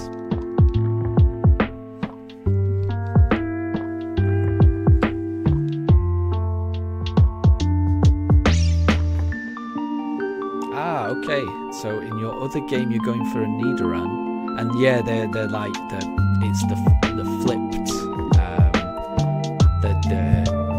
the Nido King is that kind of blue colour, isn't it? And then Nido Queen is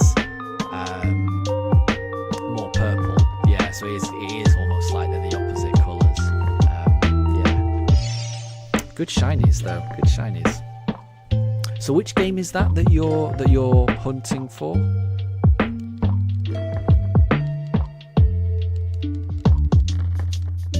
So you're hunting for Nidoran in which game? Is it one of the Let's Go games you're hunting for them? Or a different one?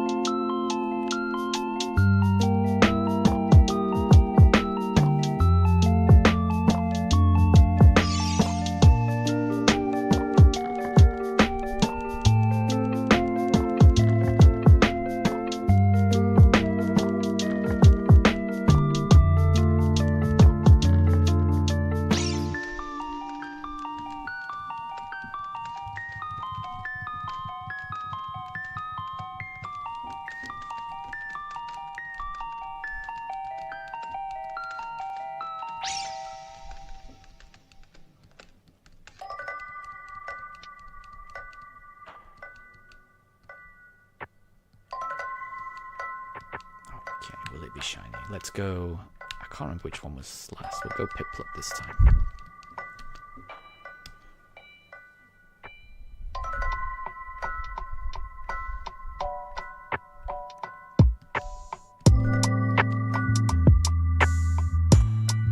Nope, it's not shiny. And we go again.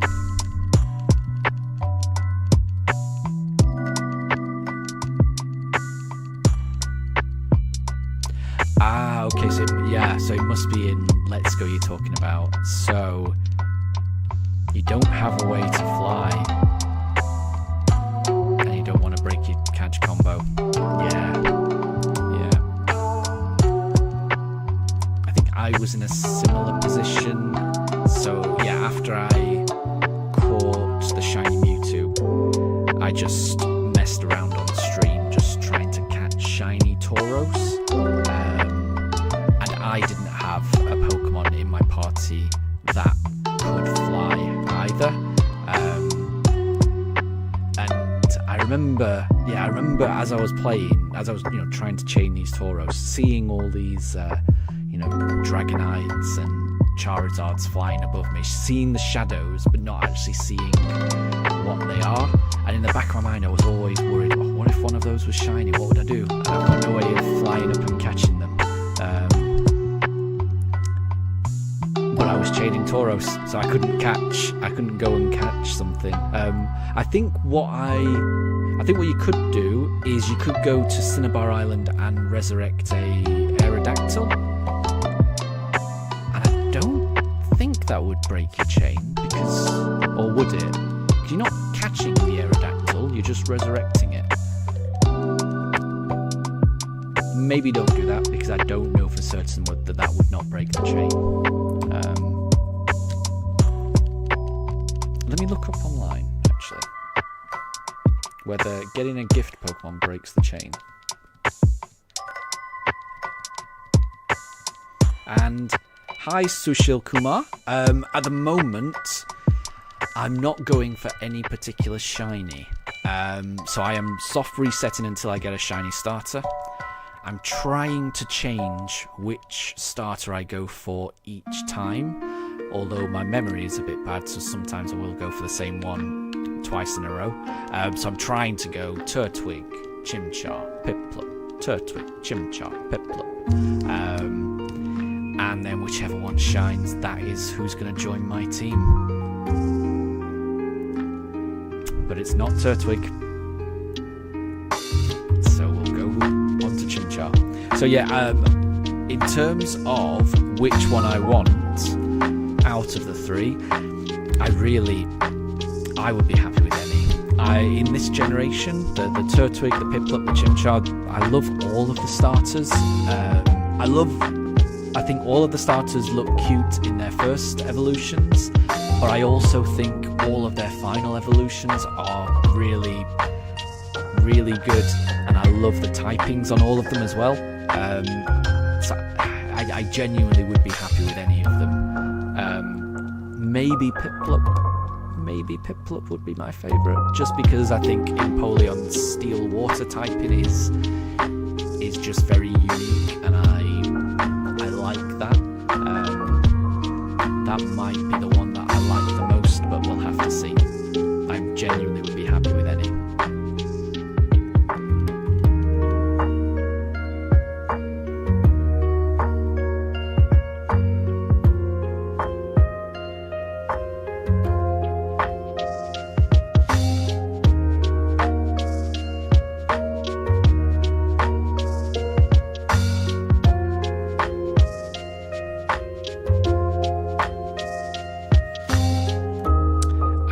Just looked online about whether getting the Aerodactyl from the scientist breaks a catch combo.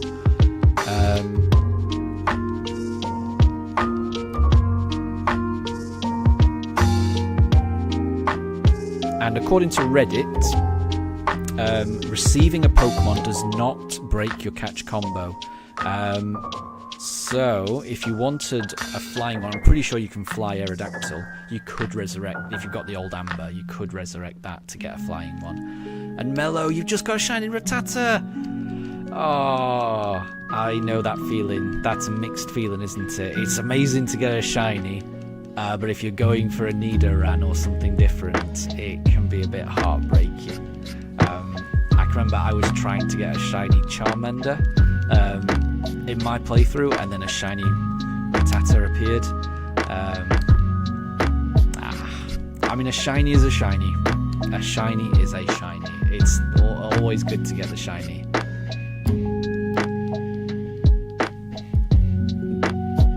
But I guess that means your catch combo is broken now, though.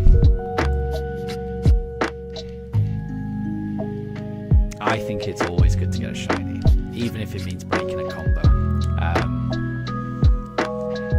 Because I might be wrong. This is all anecdotal, but I know it's tricky to get back up to the catch combo. Once you get over 10, then I think it's usually easier. But getting to that 10. But the more Pokemon that I catch in Let's Go as an aggregate, so just the more Pokemon I catch in general, the easier it feels to catch subsequent Pokemon of that same type. So say you caught loads of these Nidoran, I always found that if I had to restart the chain and start all over again, that it was easier to catch the subsequent Nidoran to get back up to that catch combo. The circle was greener, they stopped getting out as much, and that might be anecdotal, but I think yes, you've lost the combo, but you've still caught those Nidoran, which I think means that it's going to be easier to get back up to that combo where you were. You've got the shiny Rattata. That's still good. That is still good. Might not be the one that you were aiming for, but it's still a shiny. But I guess that does mean you can get the flying Pokemon that you want now if you need it. So I guess that's a silver lining as well.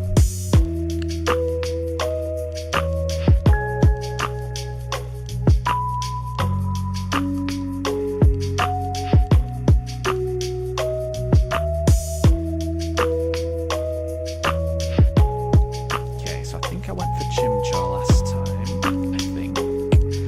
So we'll go for Piplup this time.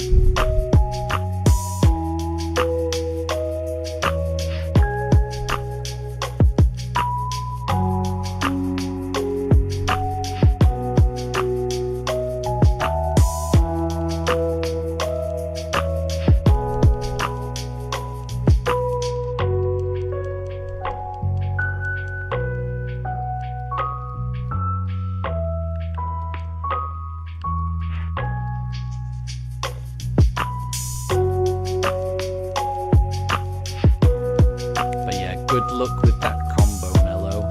I know you'll get it. I know you'll get it again.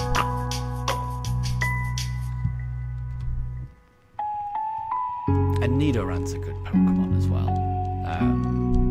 It really is. I think in my very first playthrough of Red, the first ever Pokemon game that I played, I had a Nido King on my team. Have a soft spot for Nidoran.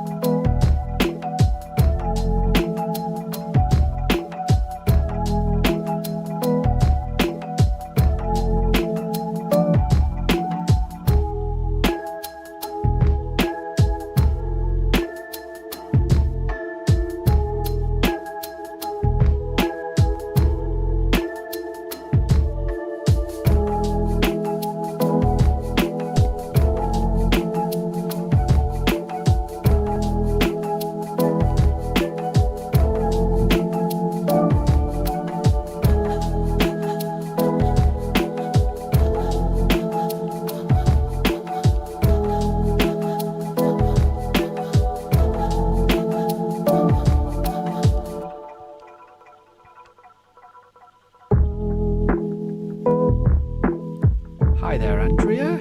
Thank you very much for the good luck. Thank you. I need all the luck I can get. This is a tricky shiny hunt. I think the odds are 1 in 4,096. And I've had 940 encounters, so I appreciate that. Thank you.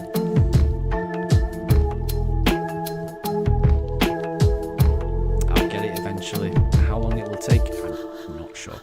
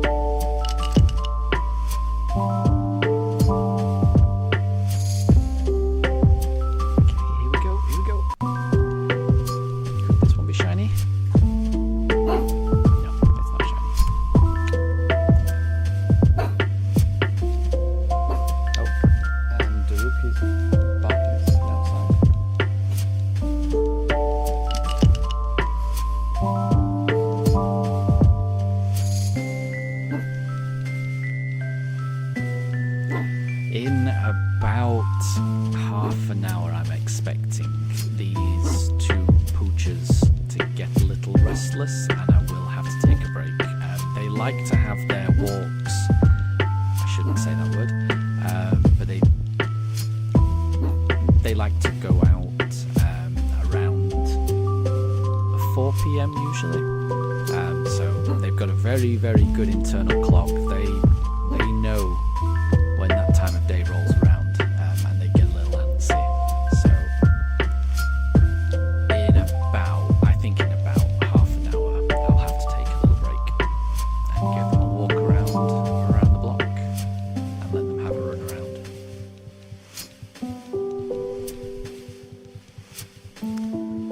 But if they start getting restless before then, I may have to take the break sooner.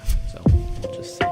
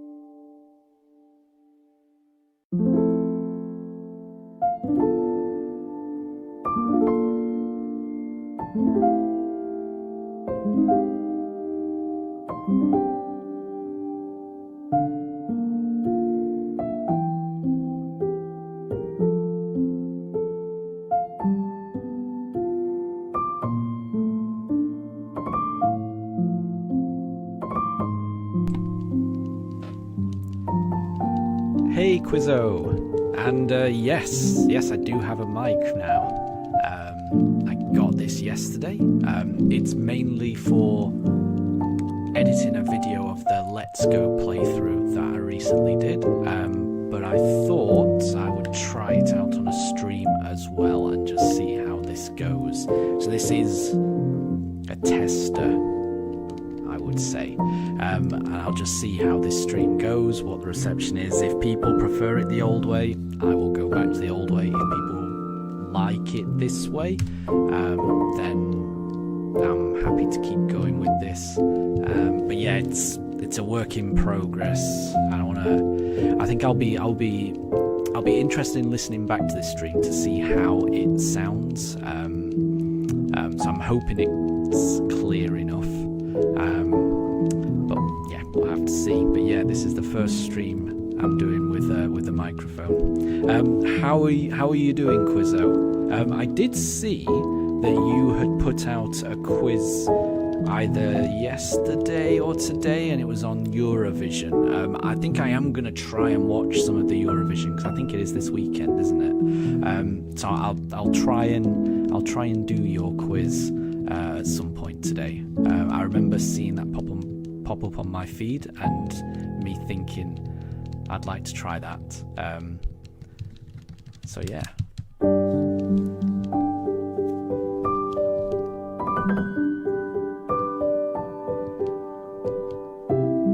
Good.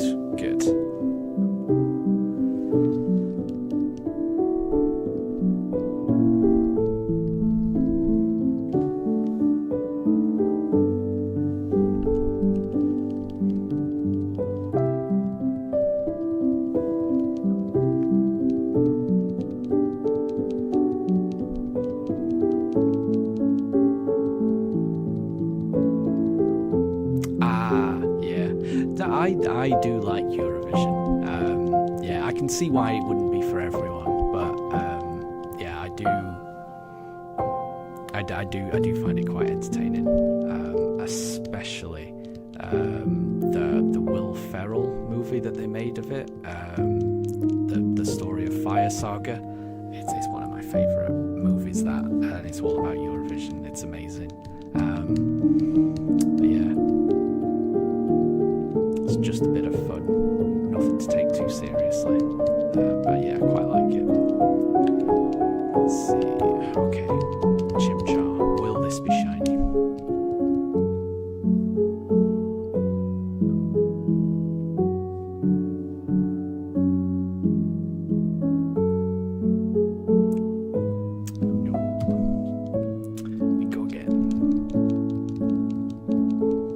So I will have to take a break in the not too distant future, probably in the next 20 minutes.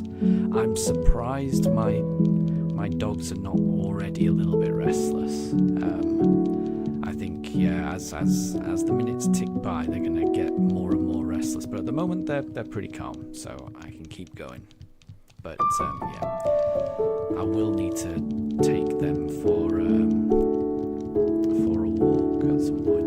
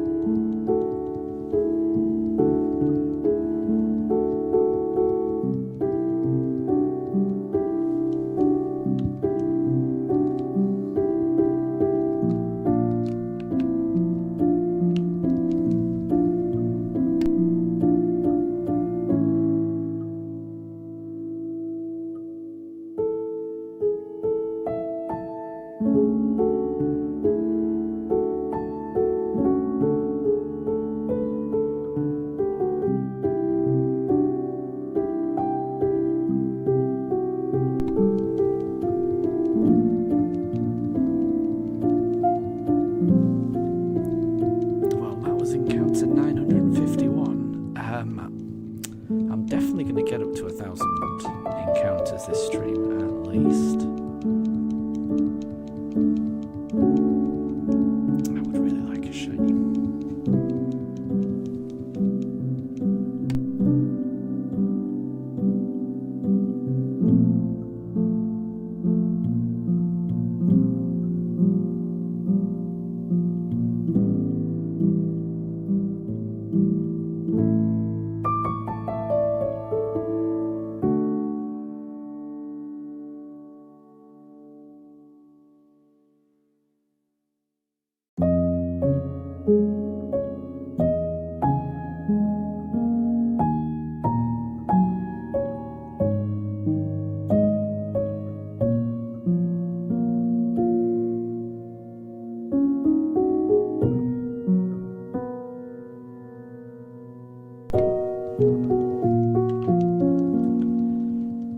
So, I think my favourite Pokemon game is a tough one. That is a tough one. Because I think it's Legends Arceus. I think the way that you encounter Pokemon, the way that you catch them, creep upon them, the feeling of fear as you're going through that game, especially the first time, of Pokemon actually being a real threat to you. It's not like any other Pokemon game, and I really enjoyed it. The music is favourite as well in any Pokemon game. So that would probably be my favourite Pokemon game. My favourite game in general. That might be Breath of the Wild, I think. I think it probably would be a Zelda game, and I think Breath of the Wild was the Zelda game that I enjoyed the most. That was similar to Arceus in some ways, you know, being used to playing a particular video game in a particular way, and then just having all of the constraints lifted and being able to do almost whatever you want. I got that similar feeling from playing Arceus as I did from playing Breath of the Wild, not to the same extent. Breath of the Wild it just feels like you can just do anything in that game. Both of my dogs are named after characters from Breath of the Wild as well. So Daruk is named after the Goron champion, and Mifa is named after the Zora champion. So yeah, Breath of the Wild means a lot to me. That's probably my favourite game. But favourite Pokemon game, I think is Arceus. What about you, Quizzo? What are your favourite? What is your favourite Pokemon game? And what is your favourite game in general?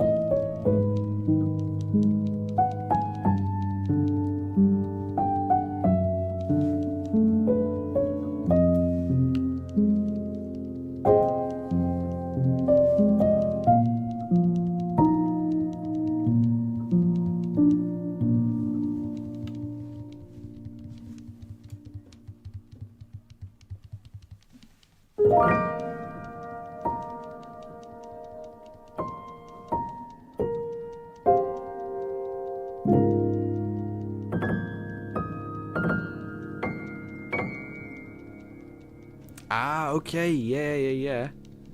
Tears of the Kingdom is your favourite. Yeah, I could see that. I could definitely see that. What you can build.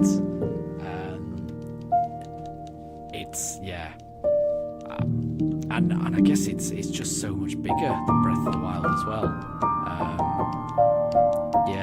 I can definitely see why you would prefer Tears of the Kingdom. And in a lot of ways, you know, all of the quality of life improvements as well. I think it probably would feel a little tricky going back to Breath of the Wild after Tears of the Kingdom. But I think for me, I still prefer Breath of the Wild. I think it's a cleaner experience, and nothing will ever feel the same as playing Breath of the Wild for the first time. Playing Tears of the Kingdom for the first time was exciting as well. Coming up with all these crazy contraptions to try and get across different obstacles is incredible. I do love that.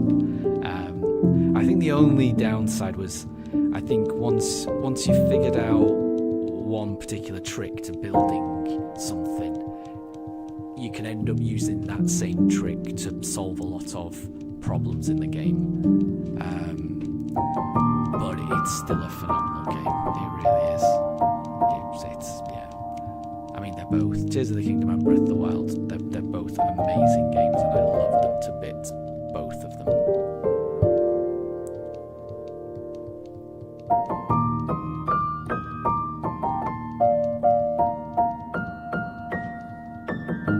Yeah, exactly. Yeah, the first time you play Tears of the Kingdom, it's exciting and it's new, but it's not quite as... It is different to playing Breath of the Wild for the first time. Because, with Breath of the Wild,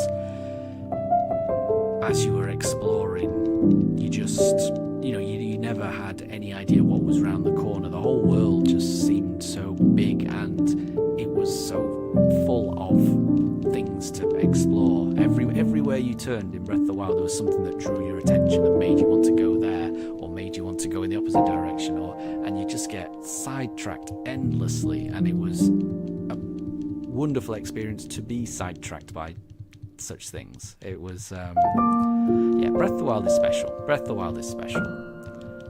Tears of the Kingdom is amazing as well, but just because it reuses a lot of the same things.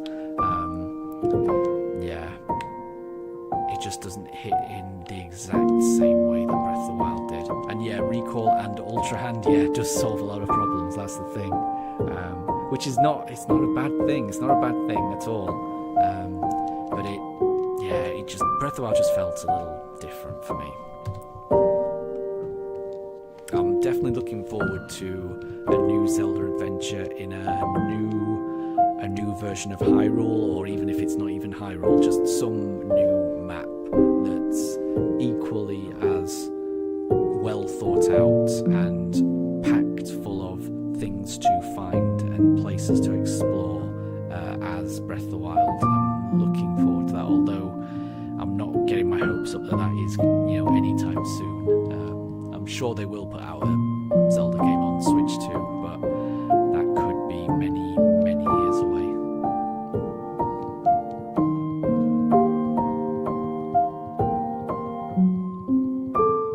And I love the music in Tears of the Kingdom and Breath of the Wild as well. Just really, really atmospheric, really good stuff. I think the songs that are playing at the moment, I think they're all songs taken from either Breath of the Wild or Tears of the Kingdom. It's just such a good soundtrack.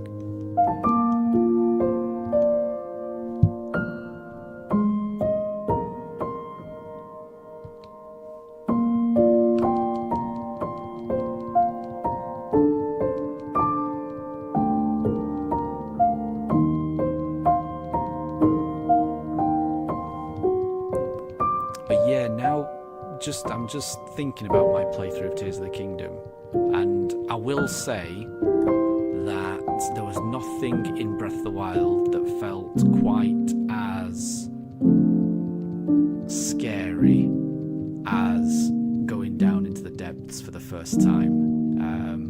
Maybe when you go in Breath of the Wild and you go to that labyrinth where you go down the hole and then all the guardians suddenly wake up all at once when you're not expecting it. That was quite a shock, but it's not the same level of dread and terror that the first time you go into the depths in Tears of the Kingdom evokes.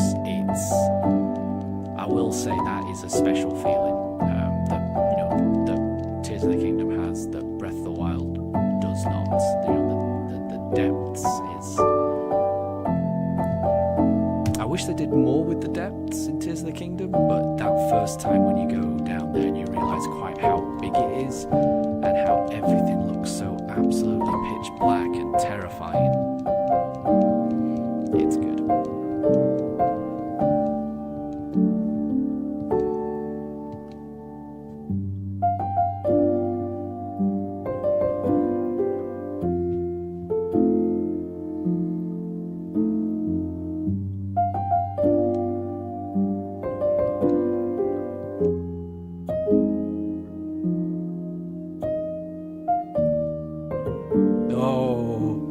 Tell me about it. That's another thing about Tears of the Kingdom that's better. The hands. The hands are terrifying. Yeah. I didn't know what to do. Yeah. No, that is a jump scare, isn't it? I had forgotten about that, and that is terrifying. Yeah, I can remember the first time. I can remember exactly where I was the first time I encountered those. It was the ones that it was the set of hands that are nearby Hyrule Castle. Yeah, those, the gloom hands are absolutely terrifying, yeah. And it's so unexpected as well when it happens for the first time. Or even whenever it happens, you never know, well, unless you played it before, but it's not like in Breath of the Wild where you were being chased by a guardian, which again was terrifying, but you could see a guardian coming off. You could see in the distance. They're big, massive things, difficult to outrun, but you kind of knew where they were. Those gloom hands, yeah, you can be just minding your own business, just having a normal, calm playthrough, and then suddenly that music changes, and it's absolute chaos. Yeah, the gloom hands are were a wonderful addition actually. At the time I was terrified of them, but it did make it a better game.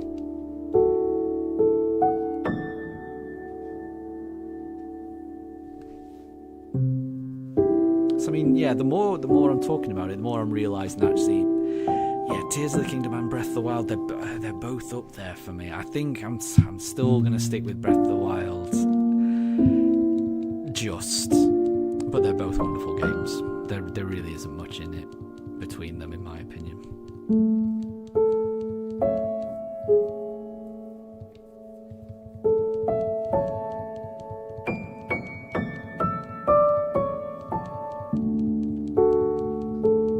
Okay, and I think this is going to be the last attempt I make before having a little bit of a break.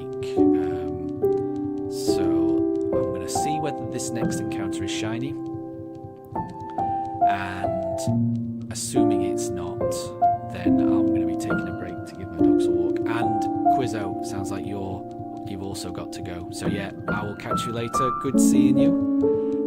And I'll give your video a watch as well.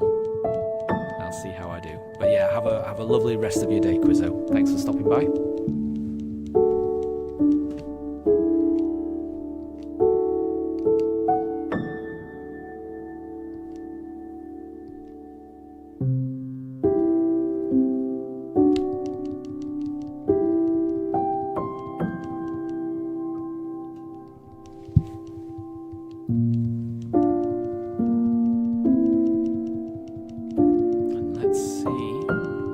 Is shiny. I can't remember what I chose last. I'll go Chimchar this time.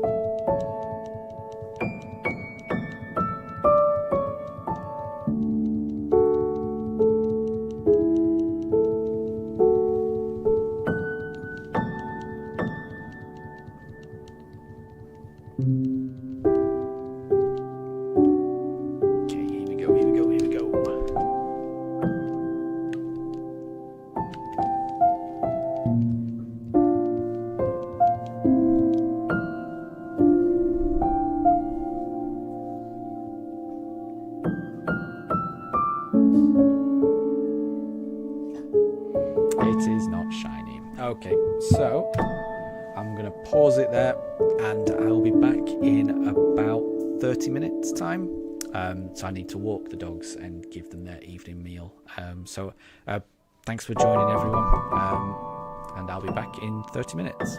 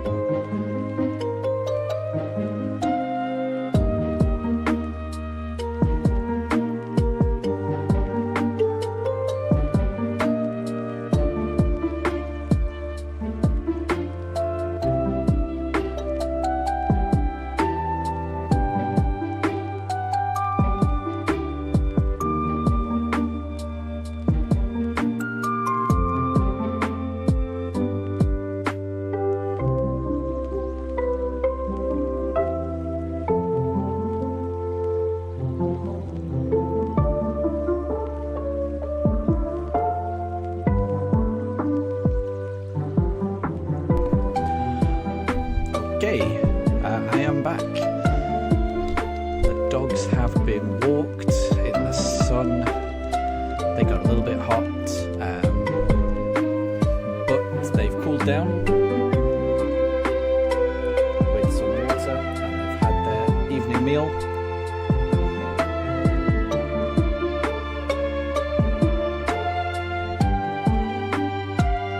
So now I can shiny hunt. So it's 4:30 in the UK now.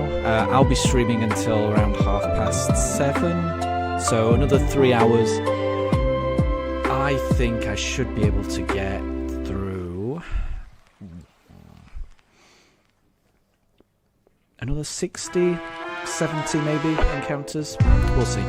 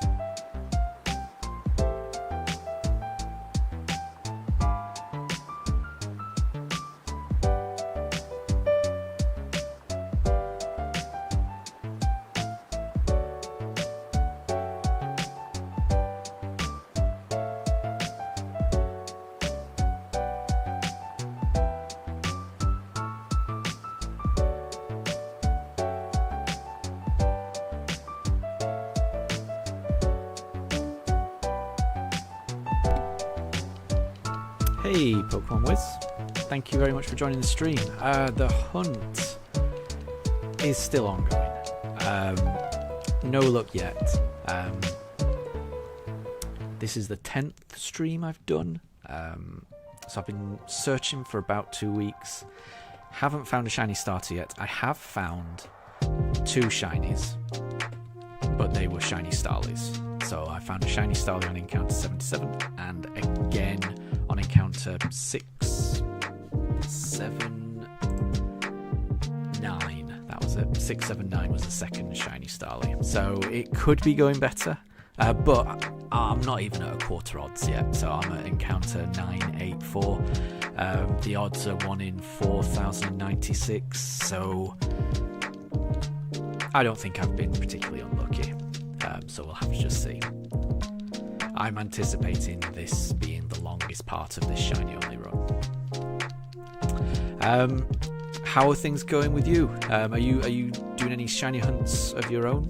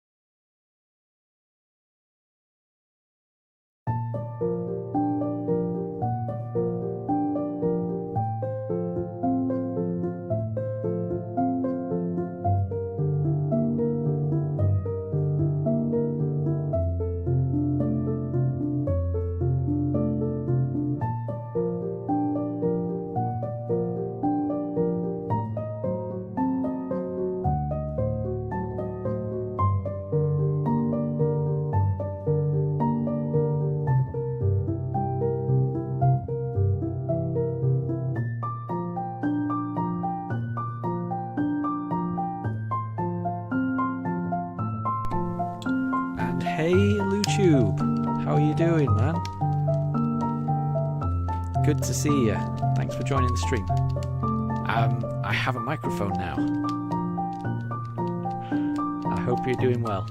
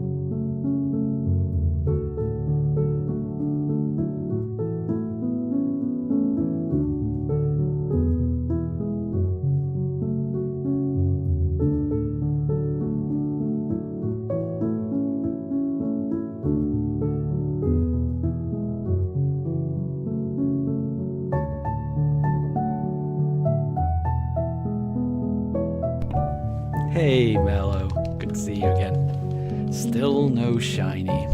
No, I know.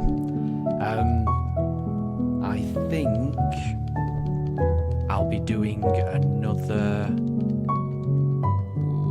8 more encounters, and I'll probably end it on 1025. That's what I'm thinking. So another 8 more, and then I'm going to call it an evening, and then try again tomorrow.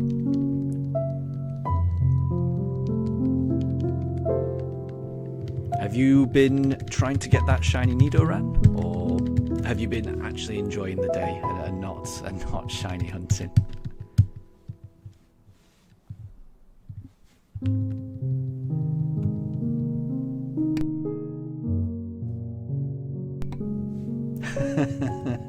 They really are. We've got Daruk in the chair just snoozing, and then Mifa's on the floor. You can only just see her paws. It's a little difficult to see her, but yeah, they're adorable.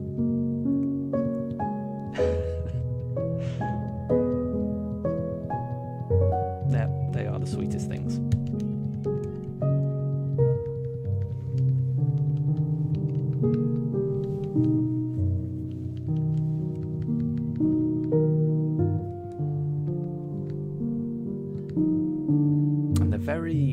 They're very chill dogs, as long as they don't hear any animals outside. They're very, very chill.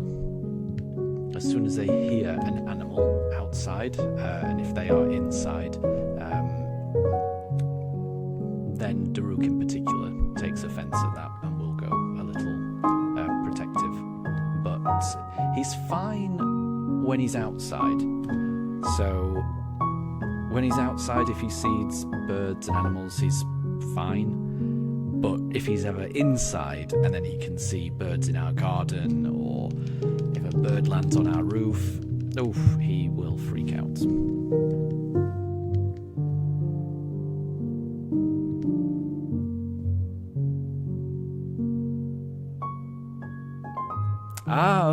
Okay. So you've been watching videos on YouTube, and yeah, you've been told Man City lost. Yeah, I've not been watching it, but I have been glancing at my phone. I'm not a massive football fan, and I don't really support either of the teams that were playing there. But I mean, out of those two teams, Man City or Crystal Palace, I was kind of glad that Crystal Palace won. Although I am, from what I can see, there was quite a controversial incident involving Crystal Palace's goalkeeper. From the replays I saw, it did kind of look like he probably should have been sent off earlier in the match, but I was very glad that Crystal Palace won. If I don't really have any strong opinions about either of the teams, the team that's the underdog, that's won less, I tend to go for. So I was yeah, I was happy to see Crystal Palace win that match. And you're facing, yeah, the Elite Four to get money. Yeah, you've got to, yeah, that's the biggest thing in these Let's Go games, is running out of money. Because you're constantly throwing balls at them. It's yeah, it's difficult to actually keep getting money in those Let's Go games. I found I was constantly having to sell those candies. Ah, okay, so you're a Wigan fan. Ah, okay. So I am from South Yorkshire, but I don't live in South Yorkshire anymore. I've moved south, so now I live in Kent. So yeah, I have a soft spot for a couple of teams. So I quite like Leicester because I used to live there, and I also quite like Bromley because I used to live in Bromley as well. But my main team is from where I grew up, but I don't want to say exactly where I grew up because it's quite a small town. So my football team is my hometown team, but it's a really small town. I don't want to mention it.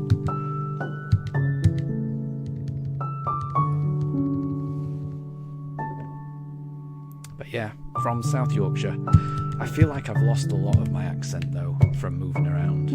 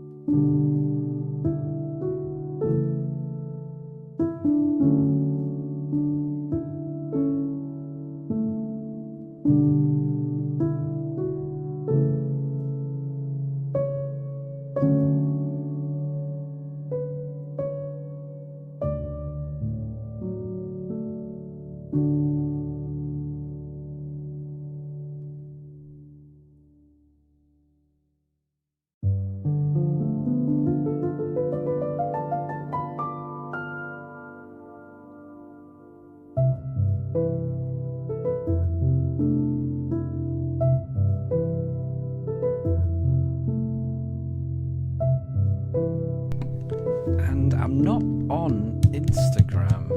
I've got an account on TikTok that I post to. I tend to just post the same little short videos that I post on YouTube, on TikTok as well. But those are the only sites that I'm on at the moment. I may look to get more, but yeah, that's all I've got so far.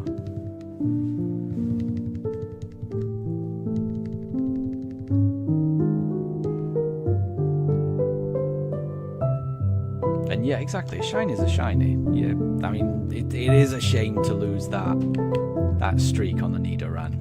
That is tough because it takes time to actually build up that streak in the first place. But I wouldn't be able to resist a shiny. If a shiny appeared, I mean, I think that happened when I was trying to get the Dratini the first time. I had a streak of Dratini, and then a shiny Magikarp appeared, and I just had to catch the Magikarp. It just happens.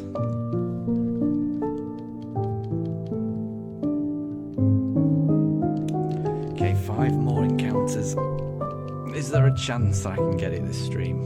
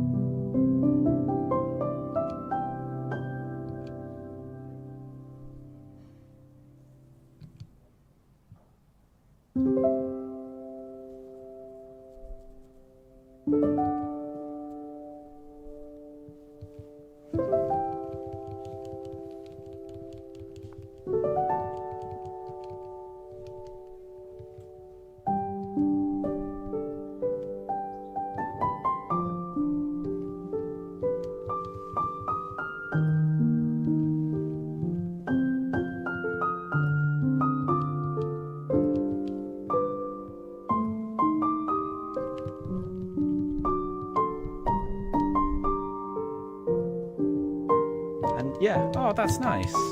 Right. That sounds a nice way to use TikTok, yeah.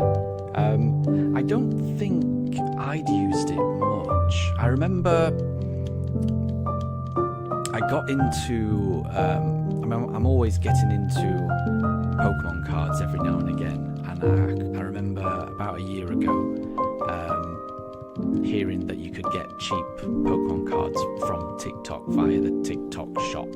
I'm not sure if that is the case anymore, but I remember about a year ago there was some really good deals on there, so that made me sign up to TikTok. And then once I was on there, I just remember seeing a couple of videos thinking that's pretty funny, and it just made me want to just start an account and just post some things. And I also find it's a little easier to create videos on TikTok. So all of the little short videos I've put on my YouTube channel, I always end up making them on TikTok and then saving them, and then I'll upload them to YouTube. I just find the video editing options on the TikTok app are a little bit more user-friendly for me than the YouTube one. I do struggle to make some of the videos on YouTube. I'm not very technically minded, so I do find, the TikTok one is a little more straightforward for me.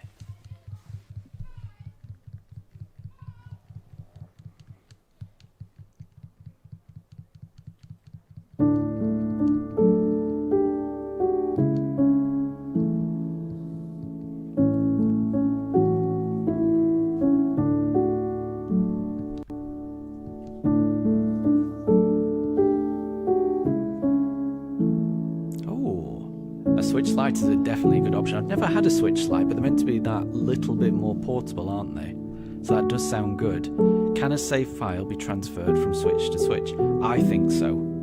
I'm certain that's the case, because I can remember we've now got a couple of Switches, but we bought, an original Switch back in the day, and then when the Scarlet and Violet OLED edition of the Switch came out, I remember buying that and then transferring my save files over to it. So it is definitely a way. I'm sure of that. I can't remember exactly how to do it, but you can. Yeah, I'm certain you can do that. Because with the Pokemon games, they're the one game that doesn't save to the cloud. It's all saved on your console. And yeah, I'm sure you can transfer.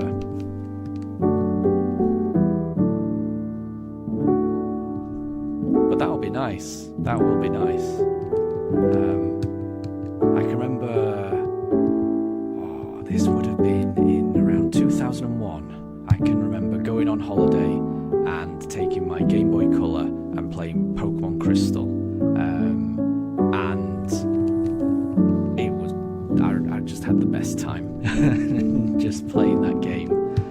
Some of my fondest memories of playing Pokemon are just playing it, just chilling on holiday. It's nice. It's nice.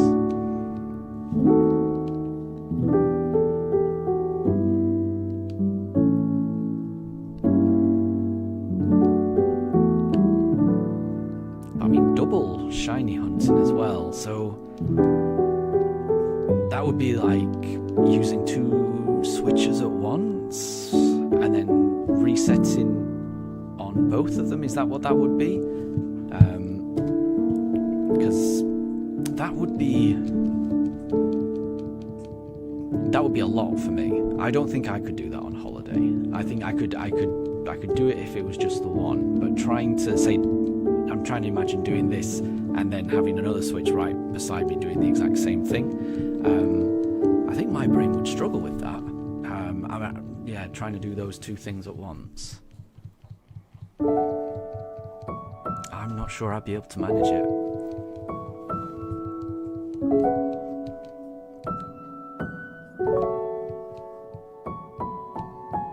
But yeah, a holiday in Tenerife sounds nice.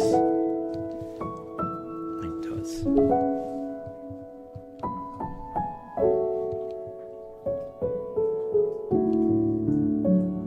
And that's good. That's a good deal. £90.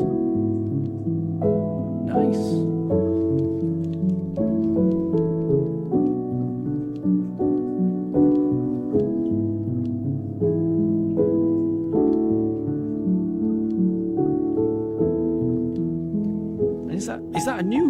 Is that a new one, or is that a second-hand one? Because that does sound like a good deal, £90.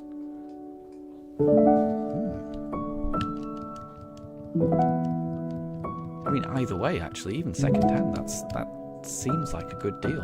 I can remember paying about £90 for a second-hand 3DS, like about 4 years ago. So £90 for a Switch Lite, that's really good. That's really good in my book. Well worth it.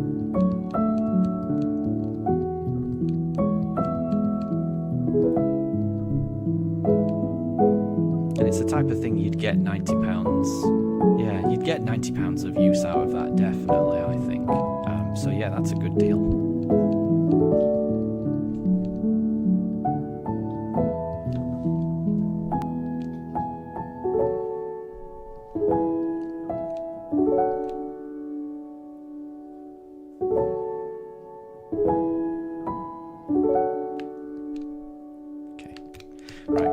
Chimchar. There's only 3 more attempts after this, so this is going to be the last Chimchar that I attempt this run. Well, this stream, I mean. And it's not shiny, so we're not going to get a shiny Chimchar this stream. Let's see if we get a shiny Piplup.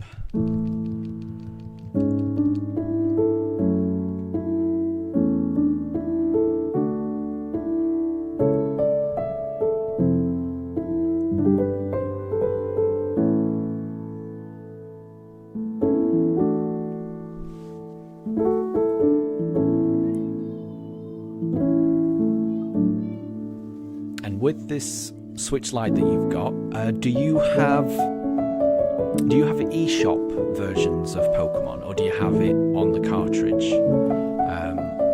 Because I do get confused about how it works with downloaded games when you've got more than one Switch. I've heard it's a little complicated.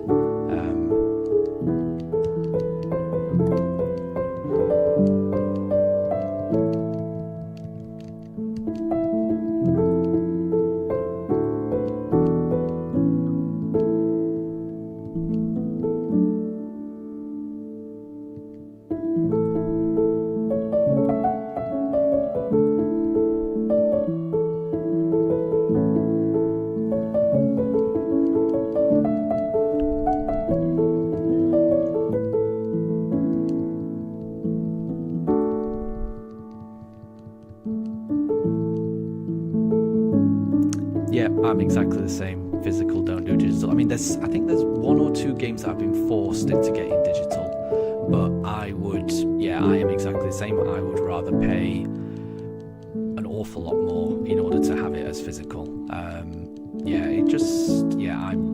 exactly the same. I would definitely go out of my way to make sure I've got a physical. It just makes more sense to me, and you've always got that, and it's something you can just pass down. I like that, because I can remember the Diamond and Pearl games that I had. I can remember giving them to my cousins when they were growing up, after I'd finished using them, and you can't do that type of thing with a digital game. It's physical I definitely prefer. It's not a shiny Piplup. Okay, right, this is the last one for the stream. Will it be a shiny Turtwig? I really hope it is. I really hope it is.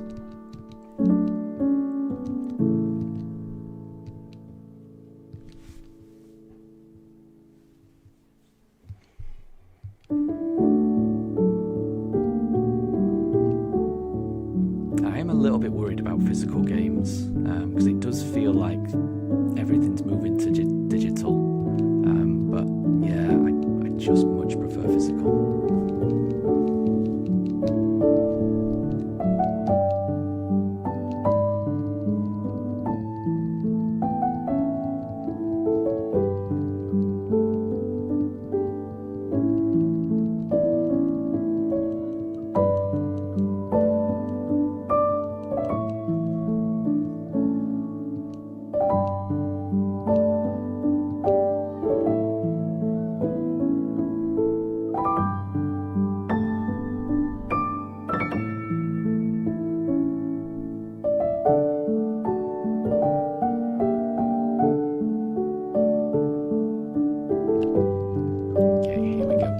Here we go.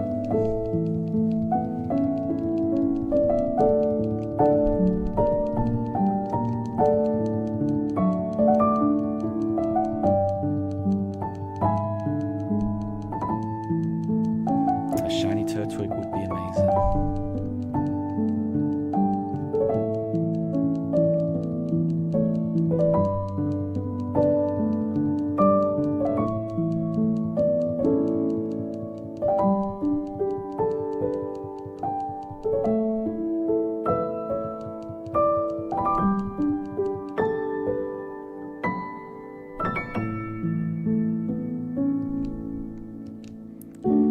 Okay, here we go.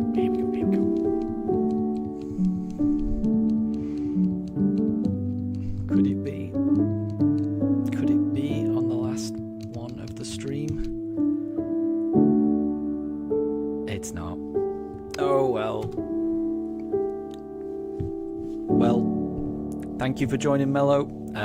Good luck in your Nidoran hunt when you get back to it after beating the Elite Four. And I will catch you later. Like I say, I'll be streaming tomorrow. Maybe for a bit longer tomorrow. Hopefully, I'll be able to get Shiny started and finally starting to play this game. But yeah, thank you very much for joining, and I will end it there.